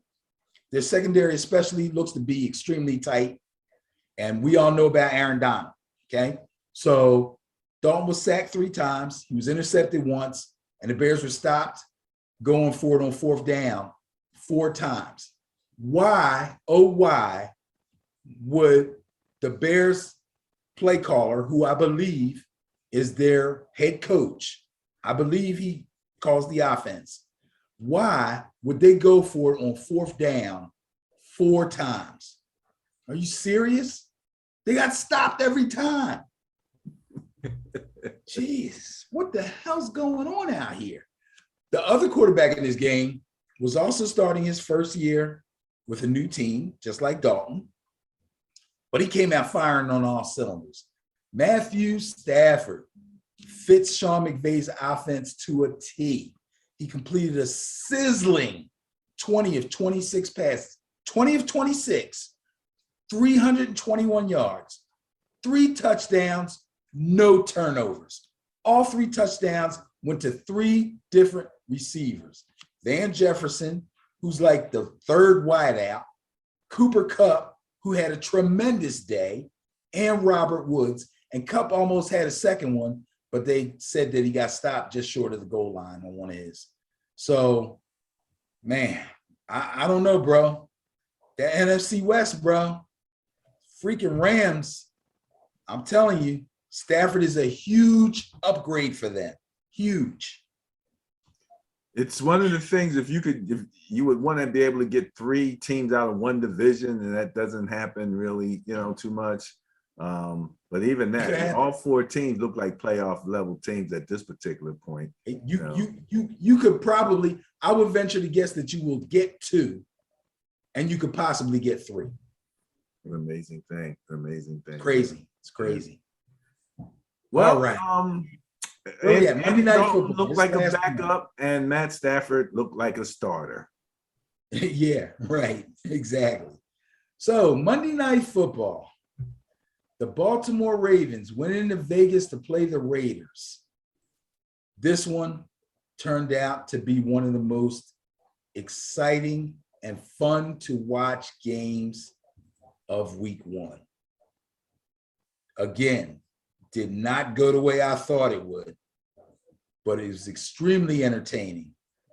Vegas Raiders win the game 33-27 in overtime. Now, I'm going to tell you this. I love watching Lamar play. His superior speed, his athleticism, is a sight to see. You love to watch it. You want to tune in every time you get a chance to watch the Ravens play, just so you can see him and see what he's going to do. But in this game, he tried to do too much. He tried to do too much. And I know you talk about it all the time. In this game, even for me, he tried to do too much. He helped stake the Ravens to a 14-0 lead in the first half, which was great. But in the second half, Derek Carr came alive and the Raiders came roaring back. The too much that I spoke of from Lamar ended up being two crucial fumbles in the fourth quarter. The Raiders capitalized on them, ended up taking the game to overtime, and then winning it. Carr threw an insane 56 passes. I'm looking at John Gruden. You know, they show John Gruden on the sideline a lot because he makes all those faces and all that stuff. But Gruden actually looked pretty cool in this game. I think Gruden, and we talked about this before too, Gruden loves Derek Carr. Derek Carr is like Gruden's son. He believes in Derek Carr. He threw the ball 56 times, completed 34 passes, 435 yards, and 2 touchdowns, and no interceptions. No turnovers at all, if I remember correctly. Great game for the Raiders. Great game for Derek Carr. Great game for Raider Nation. Man, what a week one. That was a crazy game. Overtime on a Monday night, I fell asleep. You fell asleep? I fell asleep. What the? It was, we got to the point where I think it was like tie, and I'm looking at the Ravens driving, and I'm like, oh, they're going to kick a field goal. This is done. Good right. You know, I wake up and I'm like, what happened? What Did you happened? see the touchdown play? Did you see the game-winning play? Yeah.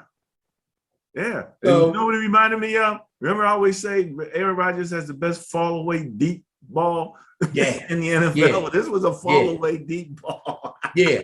But it was completely safe because he was so freaking open. So open. I think he saw him, was like, oh, you know what I mean? Oh, let me get it out of my hands.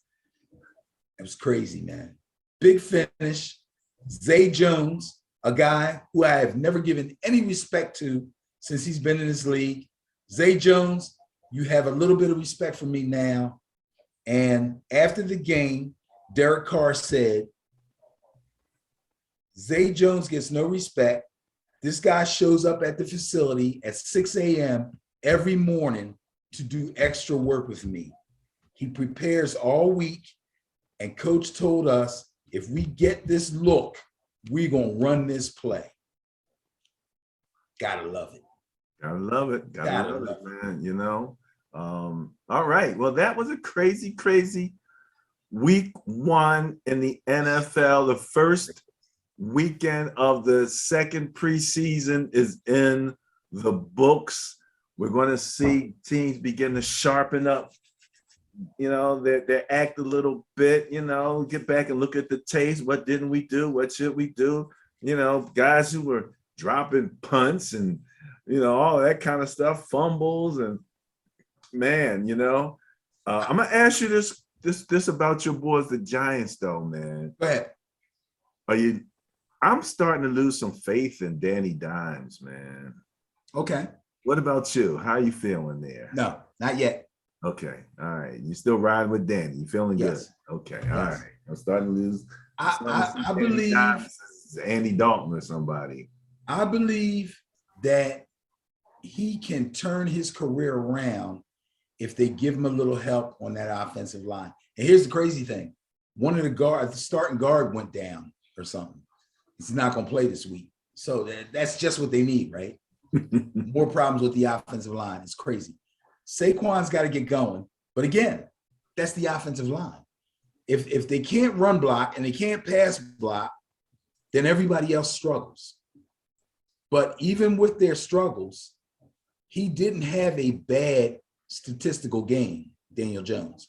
He didn't have a bad statistical game. He scored some touchdowns. He threw some touchdown passes. He ran one in, be it late in the game. And Sterling Shepard, who has had a lot of injury problems over his career, was the number one wideout, caught a lot of passes. And they still got Slayton, who they haven't really used. They still got Galladay. It's too much potential there. I cannot give up. All right. All right. Well, let's see how you feel on what's coming up for week 2 in the NFL as we go to the Bias Plus reports. So let me give my quick little rundown for the people to understand what the Bias Plus reports are.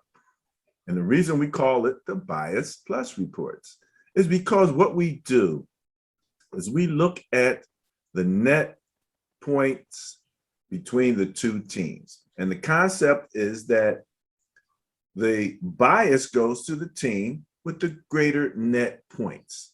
So if I'm winning by an average of 25 and you're winning by an average of 5 and we play each other, that differential of 20 goes to the team with the 25. They get the bias. And then there's no guarantees here, but you have to think that that team is performing at a higher level.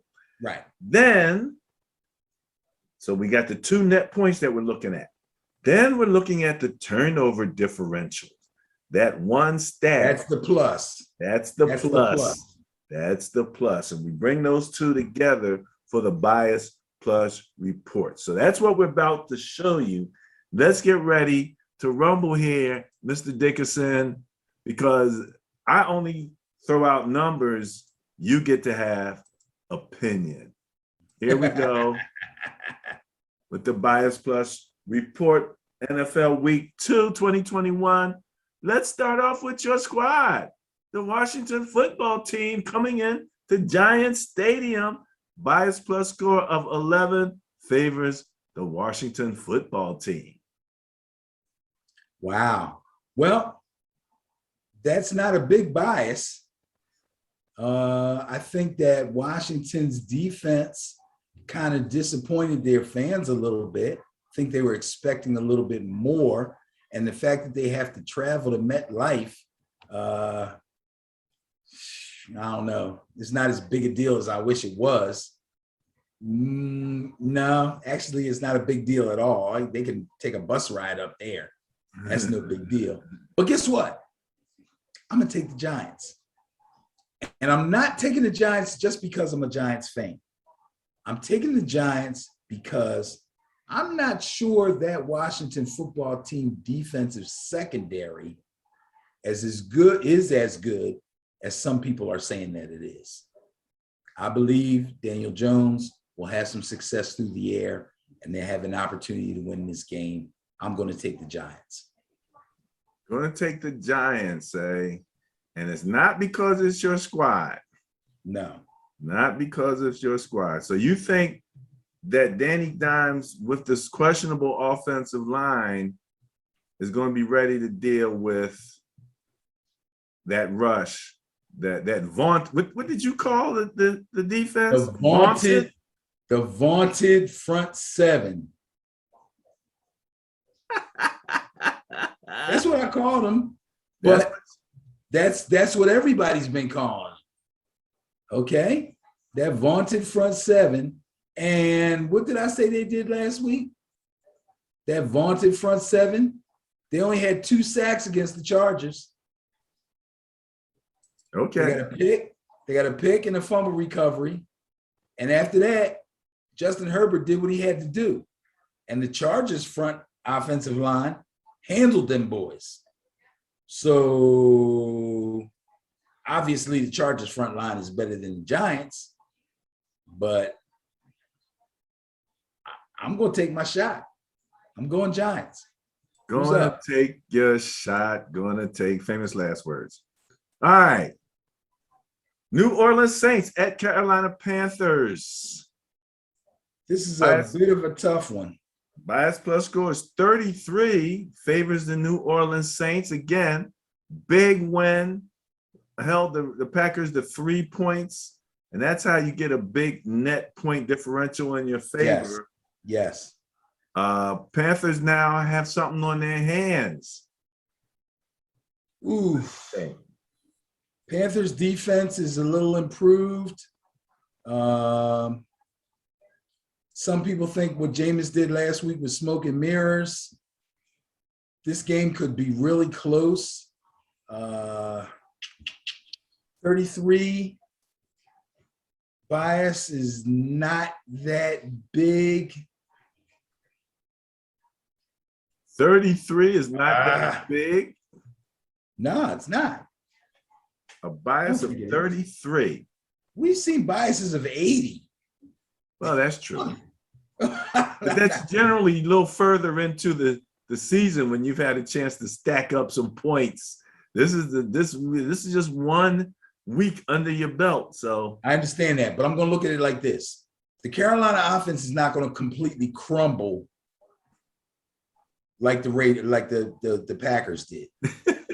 Wait. That's not going to happen. Wait. That just sounds like something that you want to put in a time capsule to be able to say, yeah, I remember one time I actually said the Carolina offense is not going to crumble like the Packers. Like the Packers did. That's right. And people will go, you know what? He was right. He was right. Okay, we shall see. But I'm going to go with the Saints on this. But you're going to go with I'm going to agree with the bias. All right. And I'm going to go with the Saints. Ben's going with the bias on this one. Next up, the Cincinnati Bengals at the Chicago Bears. Bias plus score 26 favors Cincinnati Bengals because those Bears got handled by those Rams, and they had a loss there. So, yeah, you had a positive and a big negative. What do you got? I'm going to stick with the bias, and I'm going to go with the Bengals. I like the Bengals. I like Joe Burrow.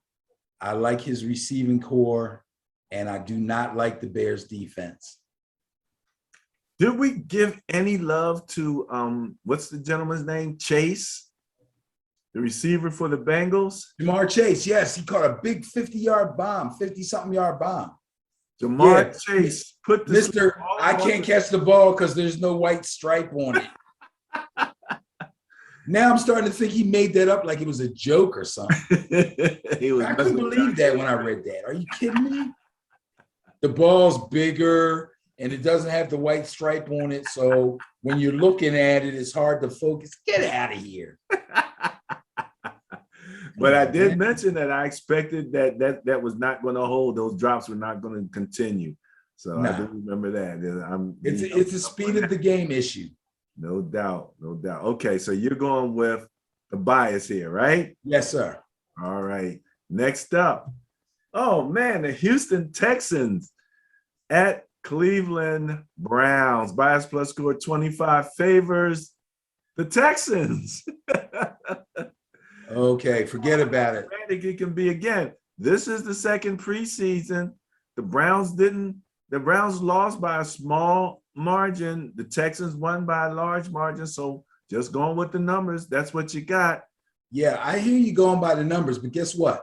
The Browns actually went toe-to-toe with the doggone Chiefs. Yes, they did. And the Texans took advantage of a rookie quarterback and a crappy defense. Everything's Cleveland blows them out. Cleveland blows them out. I'm going with Cleveland. Going with Cleveland. All right. I ain't mad at you. I can understand it. The numbers are what they are, but Cleveland will have to get their act together. And let me ask you a question. What's up with your boy? Who, Odell? Odell Beckham. I'm not thinking about Odell right now. I ain't got time to think about Odell right now. They're talking about how much he might not play. I had him on. Listen, I am a fantasy geek. Everybody listen to me. I'm a fantasy geek. I have 40 plus fantasy teams. 5 of them are for money. The rest of them are for fun. I have Odell Beckham Jr. on 2 teams. I dropped him this morning for other players. Oh my goodness. I got no time for him. Interesting. Former Giant of all things. All right. Going with Cleveland to win big over the Texans and put them guys in their place. All right. Next up, Los Angeles Rams At the Indianapolis Colts, bias plus favors the LA Rams by a score of 34. There you go. The Colts defense is not living up to the hype. They could get better. I expect them to get better. But the Rams are firing on all cylinders right now. I got to go Rams. I'm going to stick with the bias. I'm going to go Rams. Weren't you vehemently in disagreement with the way the team ratings, Madden ratings had on the Colts? I remember you really thinking that they were rated way too low. Should have been a lot higher. You got to remember, Madden's not real. Oh God, here we go. Here we go. Jesus. All right. Next up, Jacksonville Jaguars at Denver Broncos. Bias plus score 33 favors those Broncos. This one's easy. Go Broncos. Go Broncos, Ben. With the bias. Buffalo Bills, division game, going down to visit Miami. Bias plus score of 10. Now that's a small score. Favors the offense. This is a tough one. This is a really, really tough one.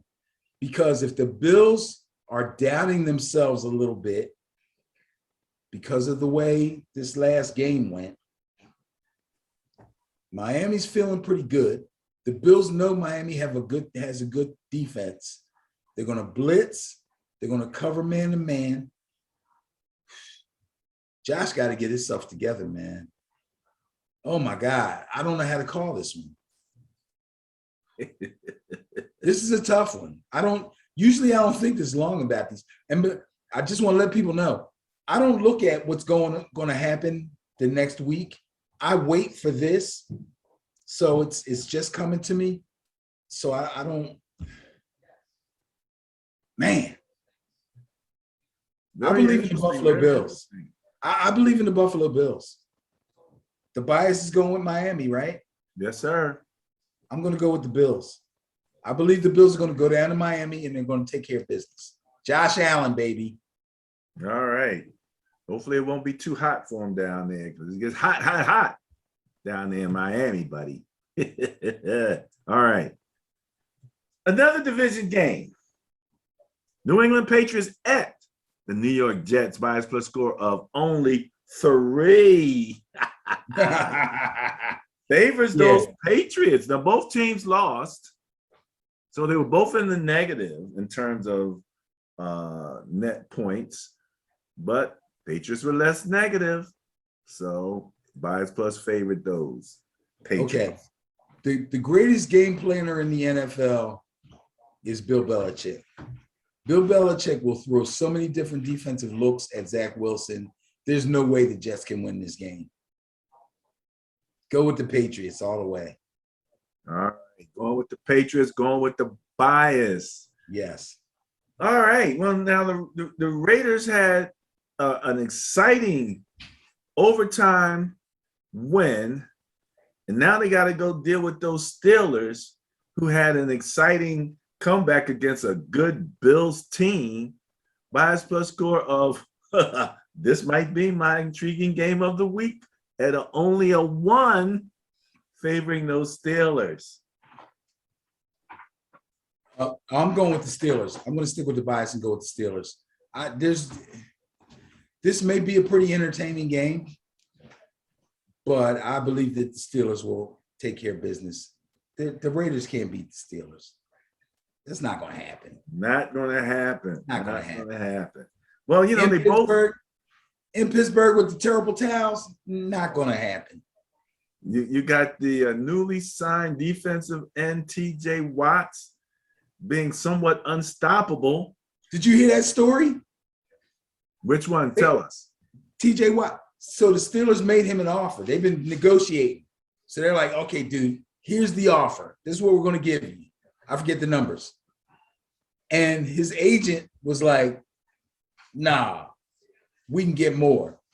And TJ was like, and go sit your ass down. Went into the office, told the GM, where do I sign? Signed the contract, said, thank you. Excuse me, I got to go work out. Boom. Boom. Had a good game. But by the same I love a guy like that. The Raiders have an unstoppable tight end named Darren Waller. Okay. Steelers, eh? Steelers. All right, there you go. Next up, Waller in fantasy. If you got Waller in fantasy, you play him every single week. Yeah, that's a good idea. That's a good idea. He is amazing. My beloved 49ers are coming into Philadelphia. I don't even have tickets, Benny. Bias plus score of 19 favors the home team, Philadelphia Eagles. We were the top scoring team in the league, but we gave up so many points that our net points was low, and the Eagles won convincingly over the Falcons. Ergo, it is what it is. No bias, no conjecture. So again, we live in Philadelphia, and all my friends that are Eagles fans think I'm some kind of hater, and I'm really not. I try to be a very objective fan. The Eagles actually surprised me a little bit, not a lot. I never said they were going to stink. I never said they were going to be horrible. Okay.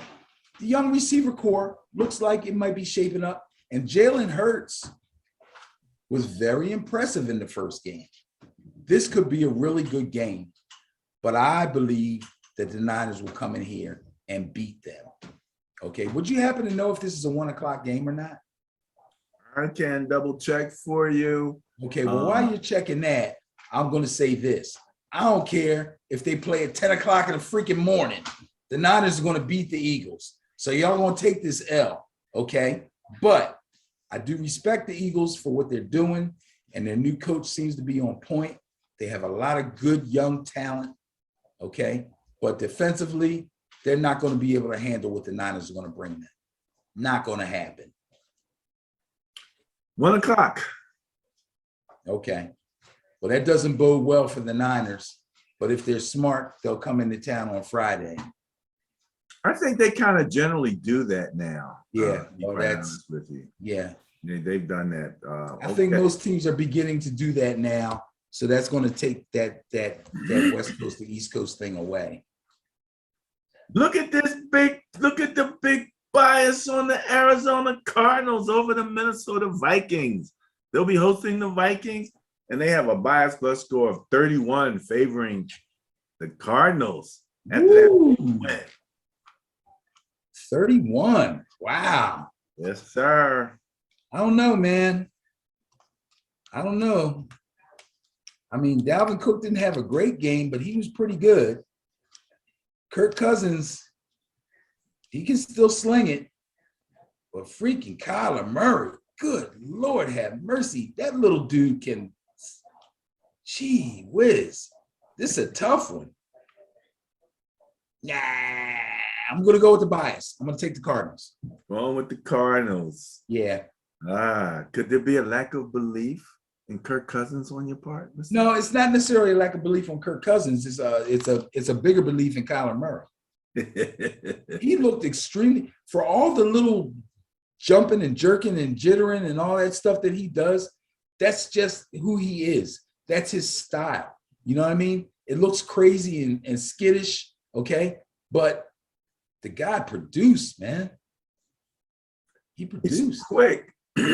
quick, and he can get himself in position to make throws as well as break out and run. He's quick, and he has a baseball arm. Yeah. So, and he's pretty much understanding the offense. He understood it coming in, which is one of the reasons that he was there. Right. Now this is like his second, third year. Yeah. All right. I'm with you. So, Bias Plus Report, NFL Week 2, Atlanta Falcons at Tampa Bay Buccaneers. Bias Plus score 25 favors Tampa Bay Buccaneers. This one's a no-brainer. Go with the Bucks. Going with the Bucks, eh? Yep. So I think I gave Matty Ice. Did I give him too much respect? I'm thinking Matty. Well, I mean, I don't want to. I don't want to put it on him. They're just not that good, bro. And listen, they got Mike Davis, who had a really good year last year when he was with Carolina, taking over from McCaffrey. Mike Davis is a really good running back, but they just can't. And their defense. What about your favorite rookie tight end? Yeah, he can't make plays if they can't get in the ball. Okay. I don't know what to say about the Falcons right now. I mean, the Eagles basically had their way with them. There's no way I can pick them over the Buccaneers. Are you kidding me? Big question mark over the Falcons. All right. They might shut them out. That's an ugly thought. Next up. All right, this should be a good one. Ooh, Dallas good Cowboys at the LA Chargers by a score of only 2. 2 favors the Chargers. Wow. Okay, I gotta think about this one for a second. Well, I'll say this. We already said about the Cowboys, it was deja vu all over again. Big score from the offense, big letdown from the defense, and then they wind up losing the game. That was kind of the situation with the Chargers last year. If you're betting the over under, and I don't even know what it is, take the over. But I'm going to take the Chargers because their offensive line was able to protect against the Washington football team last week. That alone is why I'm going to take the Chargers. If they keep Herbert clean, he's going to kill that Dallas secondary. He's going to rip them apart. Keenan Allen looks like he's going to have a big season. Mikey Williams is in a contract year. Oh, it's going to be a problem. Not saying Dallas not going to do their thing, but yeah, I'm taking the Chargers. Going with the bias again. Slim score. So we have a 1 bias and a 2 bias in this coming weekend here. Yeah, those are close. Oh, baby. It's early, though. It's early. That's what I'm talking about. Speaking of, and again, I said last week that in the 2020 season, I kept looking at the Titans defense going, I keep thinking this defense is supposed to be so good, but they keep showing up on the bottom half of the points against listings. And again, just not looking like what I keep thinking the Titans defense is supposed to look like.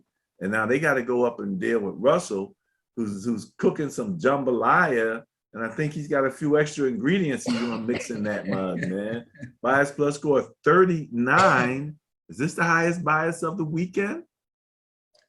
So favors the Seahawks. Let me throw a fantasy tidbit in. So I'm looking at Stardom Situm, right? And Stardom Situm is something that CBS, ESPN, NFL, the writers, they all have their little list of who you should start in fantasy and who you should sit. Like they'll tell you, yo, if you got this guy on your team, don't play him this week. Or if you got this guy on your team, play him this week. And a lot of them are saying to start Tannehill. Now, I didn't look at Tannehill? Yes.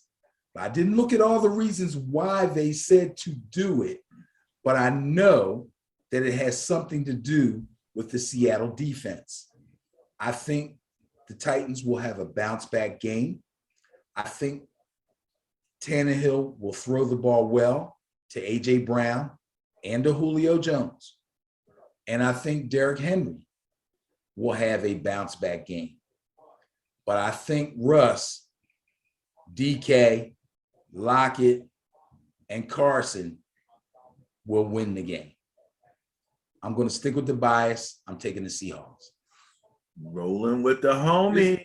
This might be my intriguing game of the week.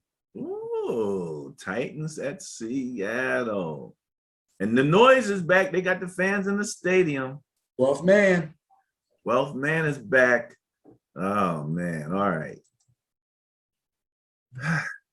Ooh, another good one. And the bias plus score here, and the Chiefs at Baltimore Ravens favors the Chiefs with a score of just 11, a bit modest. I'm glad this game is in Baltimore, because if this game was in Kansas City, that might be a problem for the Ravens, especially because Lamar was basically distraught about those 2 fumbles in the past game. I don't know what kind of mental space he's in. I'm sure they're working on him over the week, and they'll get him back into the facility and get him into practice, and everything will be fine as far as him mentally is concerned. But it helps that this is a home game for the Ravens.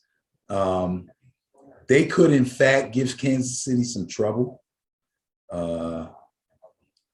Despite the bad look on the final play of the game in the Raiders game when they scored and won in overtime, the Baltimore defense and especially their secondary actually played fairly well under duress, considering that the Raiders put the ball in the air 50 plus times. I want to take Baltimore in this game. And Kansas City is not going to go undefeated this season. You know that. They're going to lose some games. And I want to be the one to pick the games that they lose. But doggone it, I don't know if I can pick this one. It's only 11. Just 11. Because again, that the Kansas City Chiefs win was a barn burner with the Browns. So the differential was very small. You're absolutely right. I'm taking the Baltimore Ravens. Oh, here we go. Here we go. Going with the Ravens, going Chiefs against fans, the bias. When the Chiefs go 1-1, watch the fans start jumping out of windows. Oh my goodness. Well, I don't know. In the back of my mind, I keep thinking the Chiefs are not a get-right team. That ain't a team you want to get right against. So if you got to get right and Ravens need to get right, that's not a team. But let's keep a real close eye on that Ravens offense, because again, so much of that stuff seems to be, evolving around running Lamar. And I'm really, I got my fingers understand what you're crossed saying, that he gets through. but he was extremely upset about those fumbles. And if nothing else, I think he has to consider not putting himself in harm's way so much. A good slide here or there is all you need. Exactly. And he realizes that those 2 fumbles cost them the game. Those 2 fumbles put the Raiders in position to get themselves into overtime to get in position to win the game. He don't fumble those balls, Baltimore wins that game. So he knows that. And the Chiefs defense ain't all that. Well, they gave up a bunch of points to the Browns, but we all expected that the Browns are going to be a dynamic scoring squad. Yeah. 2 great running backs, et cetera, et cetera. Yeah. We did talk about Latavius Murray now coming to the Ravens and helping the Ravens run game out. So we'll see how they fit him in there. Bias Plus is favoring the Chiefs, but Mr. Dickerson's taking the Ravens. Okay, going against the bias. Here we go. All right, this is the Monday night game. That Chiefs-Ravens game also is the Sunday night game. So these are 2 big games. And again, go ahead, bro. Oh, time out. I'm going to sit back and listen to you talk about the Lions. You've been dying to talk about the Lions all night. Go for it. Tell me about the Lions. Go ahead. Well, first off, let's just read the Bias Plus report. Detroit Lions they got to go into Green Bay, much less, and do this. Bias Plus score 31 favors the Detroit Lions. Right. Now, the Packers looked really bad against the Saints. nobody's accusing the Lions defense of being at the level of the Saints defense. Obviously, they gave up the most points in week 1 to my 49ers, but they also showed a lot of grit. Jared Goff is there. He's no scrub quarterback. They're figuring it out there. They got their running back coach. Some people would disagree with you. Their running back, huh? Some people would disagree with you about Goff. Okay. Their running back coach is the ex-Eagle assistant running back coach. Right? I mean, they got some new leadership there. Their tight end is not bad. They got a nice tight end. Oh, he's nice. Hockenson is nice. Yeah. And again, my contention is if you got a good tight end, you can be competitive. And the Packers defense, they got some questions. So can Aaron right the offensive ship? Probably. You think we know he has the capability. We just don't know where they stand in this second preseason. Obviously, the bias favors the Lions. And that's, I think that the Lions are going to be competitive. I don't know if they're going to actually be able to beat the Packers, but I don't think the Packers is just going in there and just righting the ship, and turning around and putting a 20, 30-point whipping on the Lions. I don't necessarily see that. Well, I'm not going to say that they're going to put a 30-something point whipping on the Lions. And while we're saying that, and the bias plus score is actually 31, let's remind people, this is not a point spread. Okay? It's not a point spread. We look at the I'll let you explain it. Go ahead. You explain, because you explain it better than I do. That 31 points that favors the Detroit Lions is not a point spread. It's based on their net points in week 1, as opposed to Kansas City, as opposed to Green Bay Packers net points. So we don't want people to think that we think Detroit is favored by 31, but they have a 31-point bias based on what they did last week as opposed to what Green Bay did last week. Is that a good explanation?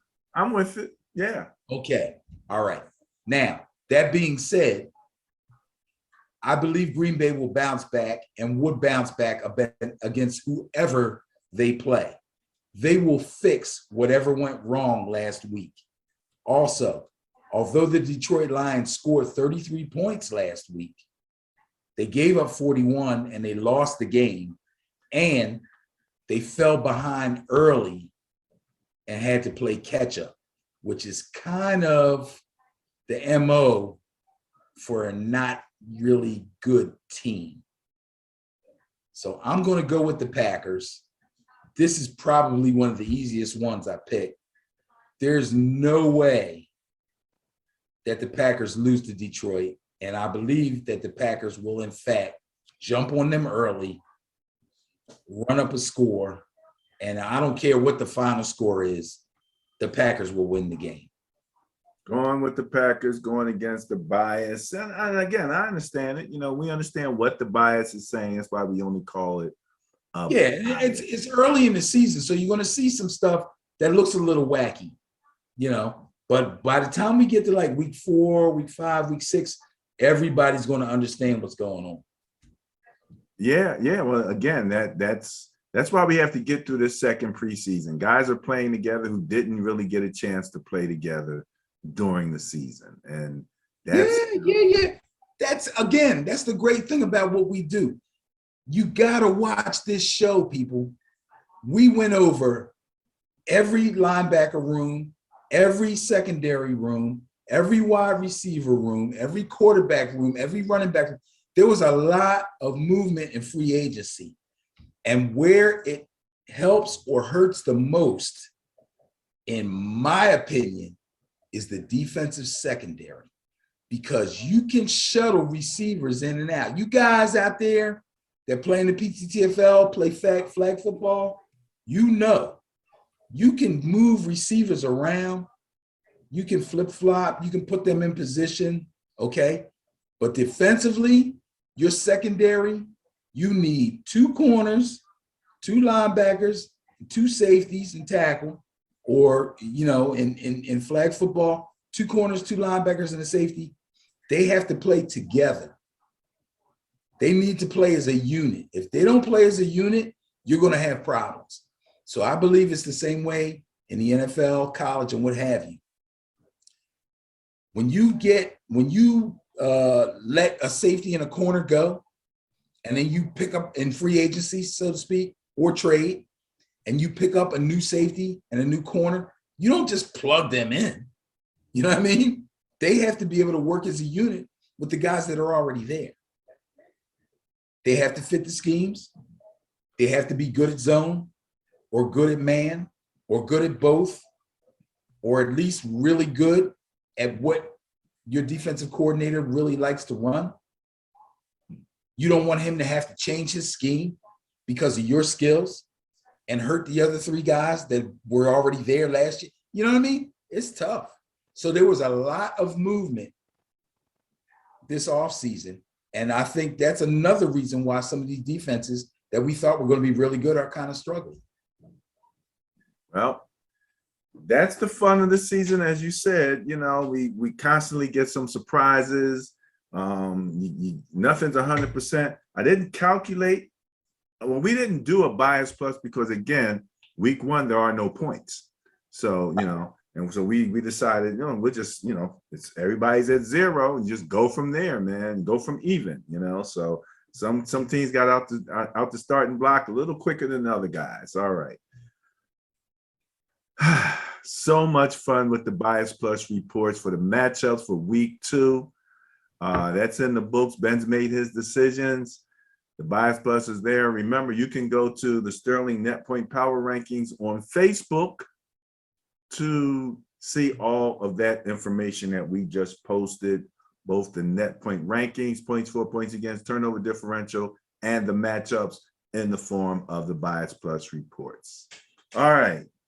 Last segment of the show, we go back to Ben and Barry on football, the Facebook page, and we share some of those topics for discussion, and we will move through them somewhat quickly, of course, but I don't know, Ben, it depends on how much is in that glass there, how quickly we get through this next section. But let's see if I can do this right. I think you enjoyed this. Oh, this was crazy. This was hilarious, bro. I love this. This fantasy league, they decided to run the 40 for draft order.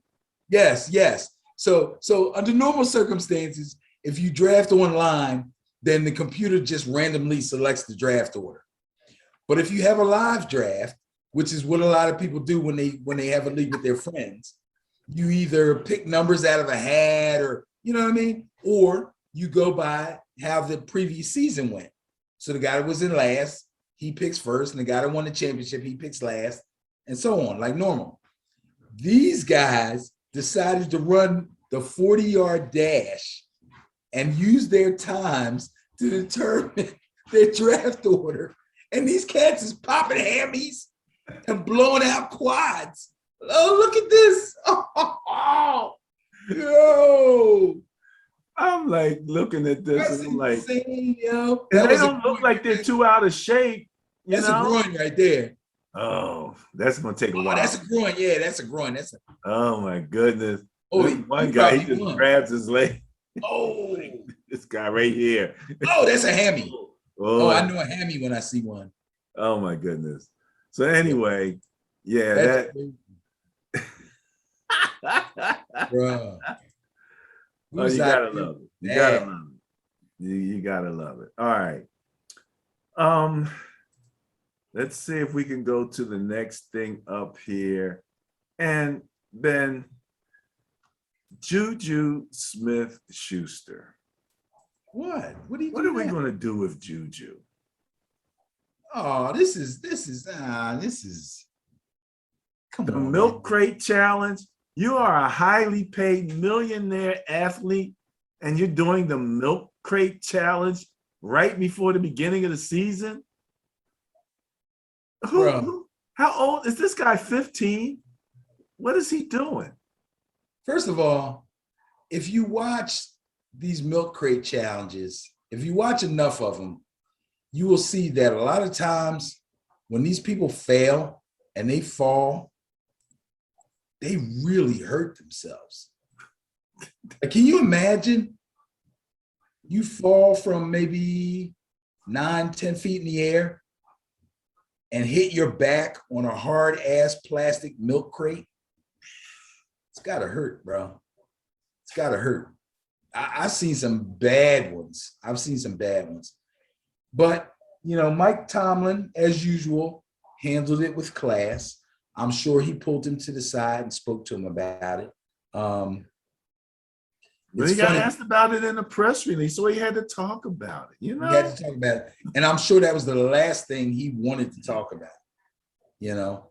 So again, sometimes you have to let these players, and they're young, and you have to let them know that, you know, there's some things that I would rather not have to talk about. There's some things that I would rather not have to address with the press. I like to keep it football. That's my job. That's what I'm good at. So don't be bringing this other mess into the equation, you know, because now you messing with my job now, you know. Juju seems intent on having social media content. Big time on social media, big time. TikTok, all of that. I don't. All right. Young. Enough of that silliness. Not so silly is the situation that the Saints find themselves in, where they've got coaches testing positive for COVID-19 in the facility. Now, the thing is this, the NFL does a fantastic job of testing as far as who's coming in and out of their facility. Again, we talked about it last week. Vaccinated players once a week, unvaccinated players every day. I think they're going to change that too, by the way. And that's what the union wanted, and that's what I said needed to happen, because they were not accounting for the Delta variant, which then makes vaccinated people contagious, even if it doesn't make them very ill and die. Right. So I think the whole NFL now really has to take a look at this protocol and actually get their act together. And again, my question is this going to extend at some particular point to the fans? You know, I'm beginning to see more numbers, and the numbers are disturbing, but we shall see. All right. Benny, there was a Met Gala this past weekend. Bro, don't tell me we're going to talk about the Met Gala. You know, serious? It's funny. You were actually on Facebook talking about, who was it? Pam, what's her name on the sideline? Oh, Pam Oliver. Pam Oliver. Yeah. I was surprised that you even got into that conversation. No, don't be surprised. Let me tell you something. Pam Oliver has been on television as a sideline reporter for a number of years. If I remember correctly, she was on the sideline before Lisa Salters. She was on the sideline for a long time. And I've been seeing her for a long time. And I have yet to see her with a decent hairdo. Bro, it's embarrassing. First of all, the whole idea of a black, look, I'm married to a black woman. I have 2 black daughters, okay? The whole idea of wearing a wig is to make it look as natural as possible, meaning it should be well kept, and it should be able to, I don't know if I'm using the right word, stand up to the elements. If you know you doing sideline reporting in Chicago, the Windy City, you don't wear a freaking straight fall wig. No, you got no part. Her freaking head, she doesn't have a forehead. She doesn't have a forehead. She has an 8 head. Okay? What? Come on. I cannot believe we're talking wigs on Ben and Barry on football here. She's not a bad looking woman. She's not a beautiful woman. She's not a bad looking woman. She need better old heads, bro. Well, what about this? Ciara with the Seahawk gown. I think that's great. I think that's great because she love her man. So you all with it, eh? I'm all with it. She's supporting her man. She sure I have no problem with that. She sure is. You gotta love them, man. I mean, that combination of Ciara and Russell, they really getting that in, man. You know, they really doing a lot. They showed up somewhere, Benny. They showed up somewhere like just bringing food and books and, you know, all types of stuff. So, you know, yeah, they're always doing something great in the community. All right. You cannot dislike Russell Wilson. You just can't. No, It's you know, hard, man. It is really hard. It is really hard. Okay, who's up next? We have a little something that we want to share here. Just a little quick article. You know, football is life, and Josh Gordon, Josh is back. he's potentially back. The Roger Goodell, NFL commissioner. Who does he belong to? Play, and he's vaccinated. Of course he is. Does he still belong to the Seahawks? Looks that way from the picture that they got, but it really doesn't say. Okay, I have to double check that. That's something you gotta check, man. But you know, I believe in second chances. I'm not sure I believe in fifth and sixth chances. I don't know what the obsession is for Goodell with Josh Gordon, but I really think Goodell is rooting for Josh Gordon. Like, this guy should have been put on the shelf a long time ago. But he keeps getting chance after chance after chance. And believe me, he's earned his chances because he follows the protocols and I failed. Okay, what do I have to do? Then he does it. Right. Can I apply for reinstatement? Well, according to the rules, yes, you can. Okay, I'm applying. Then he fails another test and they're like, so what do I have to do now? They said, well, you got to do this. And he does it. Said, when can I apply for reinstatement? They said, well, according to the rules, if you do this from here to here, you can apply for reinstatement. And he does. You know what I mean? The guy's not dumb. He knows what he's doing. He just has to conquer his problem. I just hope and pray that if in fact he does conquer the problem, that he still has enough skill set left to make an impact in the league. Yeah, he tremendously talented, no doubt about it. Yeah. No doubt about it, man. All right. That's a troubled young man who might have a second chance. Want to mention here that we have our first Black female NFL referee, history made, Maya Chaka. Big time. Big congratulations. So we definitely had to throw her in here. I didn't know a lot about her. I don't know if you have much about her. I know she went to an HBCU. It escapes me as to which one it was at this point. If we could find that really quick, I'd like to give that a shout out. But she's been a health and physical education teacher at Renaissance Academy in Virginia Beach. So she was forced to adapt based on the COVID-19 situation. What's her last name? Chaka. Chaka, right? Like Chaka Khan. So anyway, we'll put some more information on her, but that's on Ben and Barry on football on the page, and you can go visit some more information on Miss Chaka. All right, who's up next here?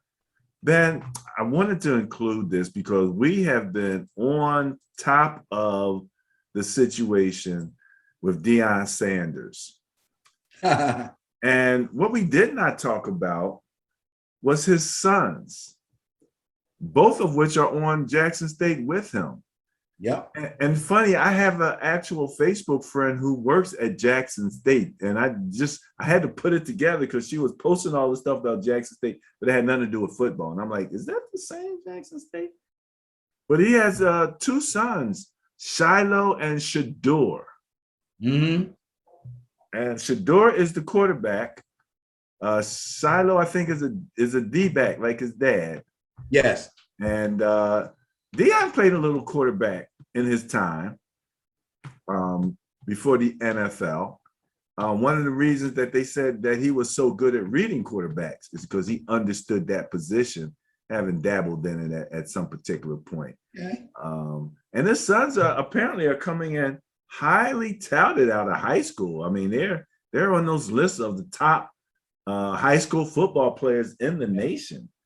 So, and this is kind of neat because they actually are kind of doing the interview and they're talking to their father about what he wants to accomplish at Jackson State. So it's a really great interview, and you get to hear Deion talk about the bigger picture as he sees his impact on the HBCUs, not just Jackson State, but the HBCUs in general. And we've heard him kind of talk about it, but he really kind of puts it together in a great little conversation that he has with his sons here.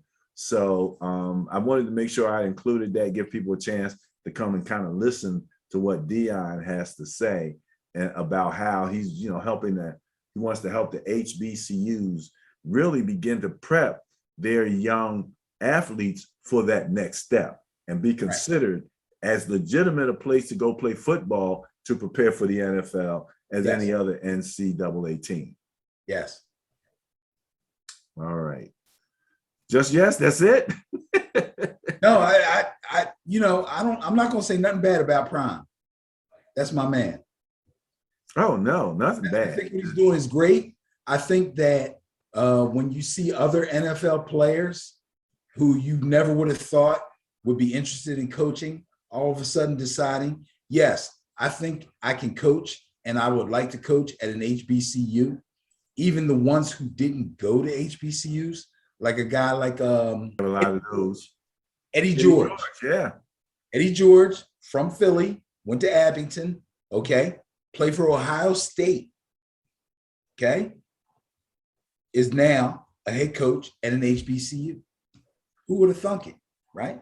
Yeah, but the trend. It's Deion for kind of inspiring him and showing him that this can be done, that you can make an impact, and I think that's great. I think it's freaking tremendous.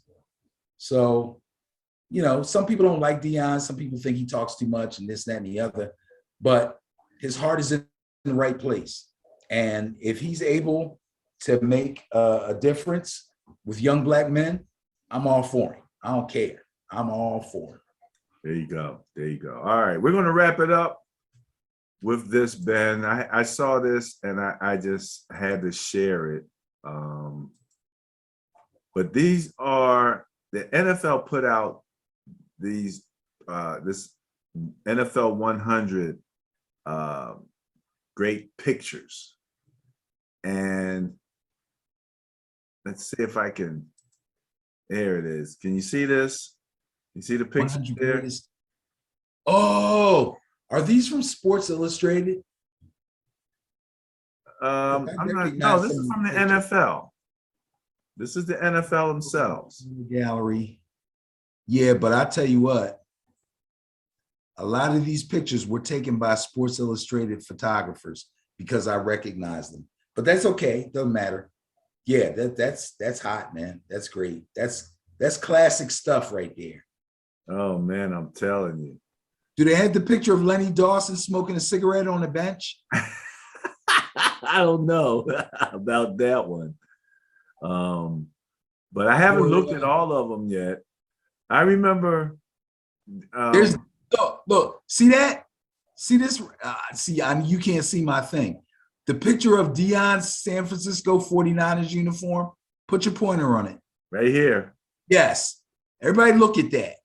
He did that before every game. Every game. He laid his uniform out as if he was in it. So he could make sure it was right before he put it on. Where he put it on. Oh my goodness. So much good stuff. So Look much great, feel great, feel great, play great. Come on, let's go. We are true football fans, so all of that kind of stuff, man, we get great pleasure and excitement out of all of that, man. And again, all of that's at Ben and Barry on football. We have the Sterling Net Point Power Rankings, both of which are on Facebook, and you can reach both of those locations at www.benandbarryonfootball.com. Okay, well, Benny, we put in some work today. We sure did. I'm just looking real quick. I've been trying to find out where Maya Chaka is from. She's from Virginia Beach, Virginia. I'm still unable to, real quick, I'm not good at this, find out what school she went to, but we know she went to an HBCU. So I guess we'll have that information for you next week. But she is from Virginia Beach, Virginia. There have been female officials in the league's history, but she's the first Black one. Norfolk State. So she's a Virginia girl through and through. She's from Virginia Beach and she went to Norfolk State. Norfolk and Virginia Beach are right next to each other. Are they? That's Allen Iverson country too, by the way. Oh yeah. Okay. Good stuff. All right, well, the facts are here. The facts are here. We put in the information. We've gone over week 1. We've shown you the top 10 lists and all of those most important categories. We've gone through the Bias Plus reports for the matchups for week 2. We've looked at some of the fun issues on Ben and Barry on football. And before we sign off, we have one question to ask Mr. Dickerson. Do you have anything left to say? Go Noles.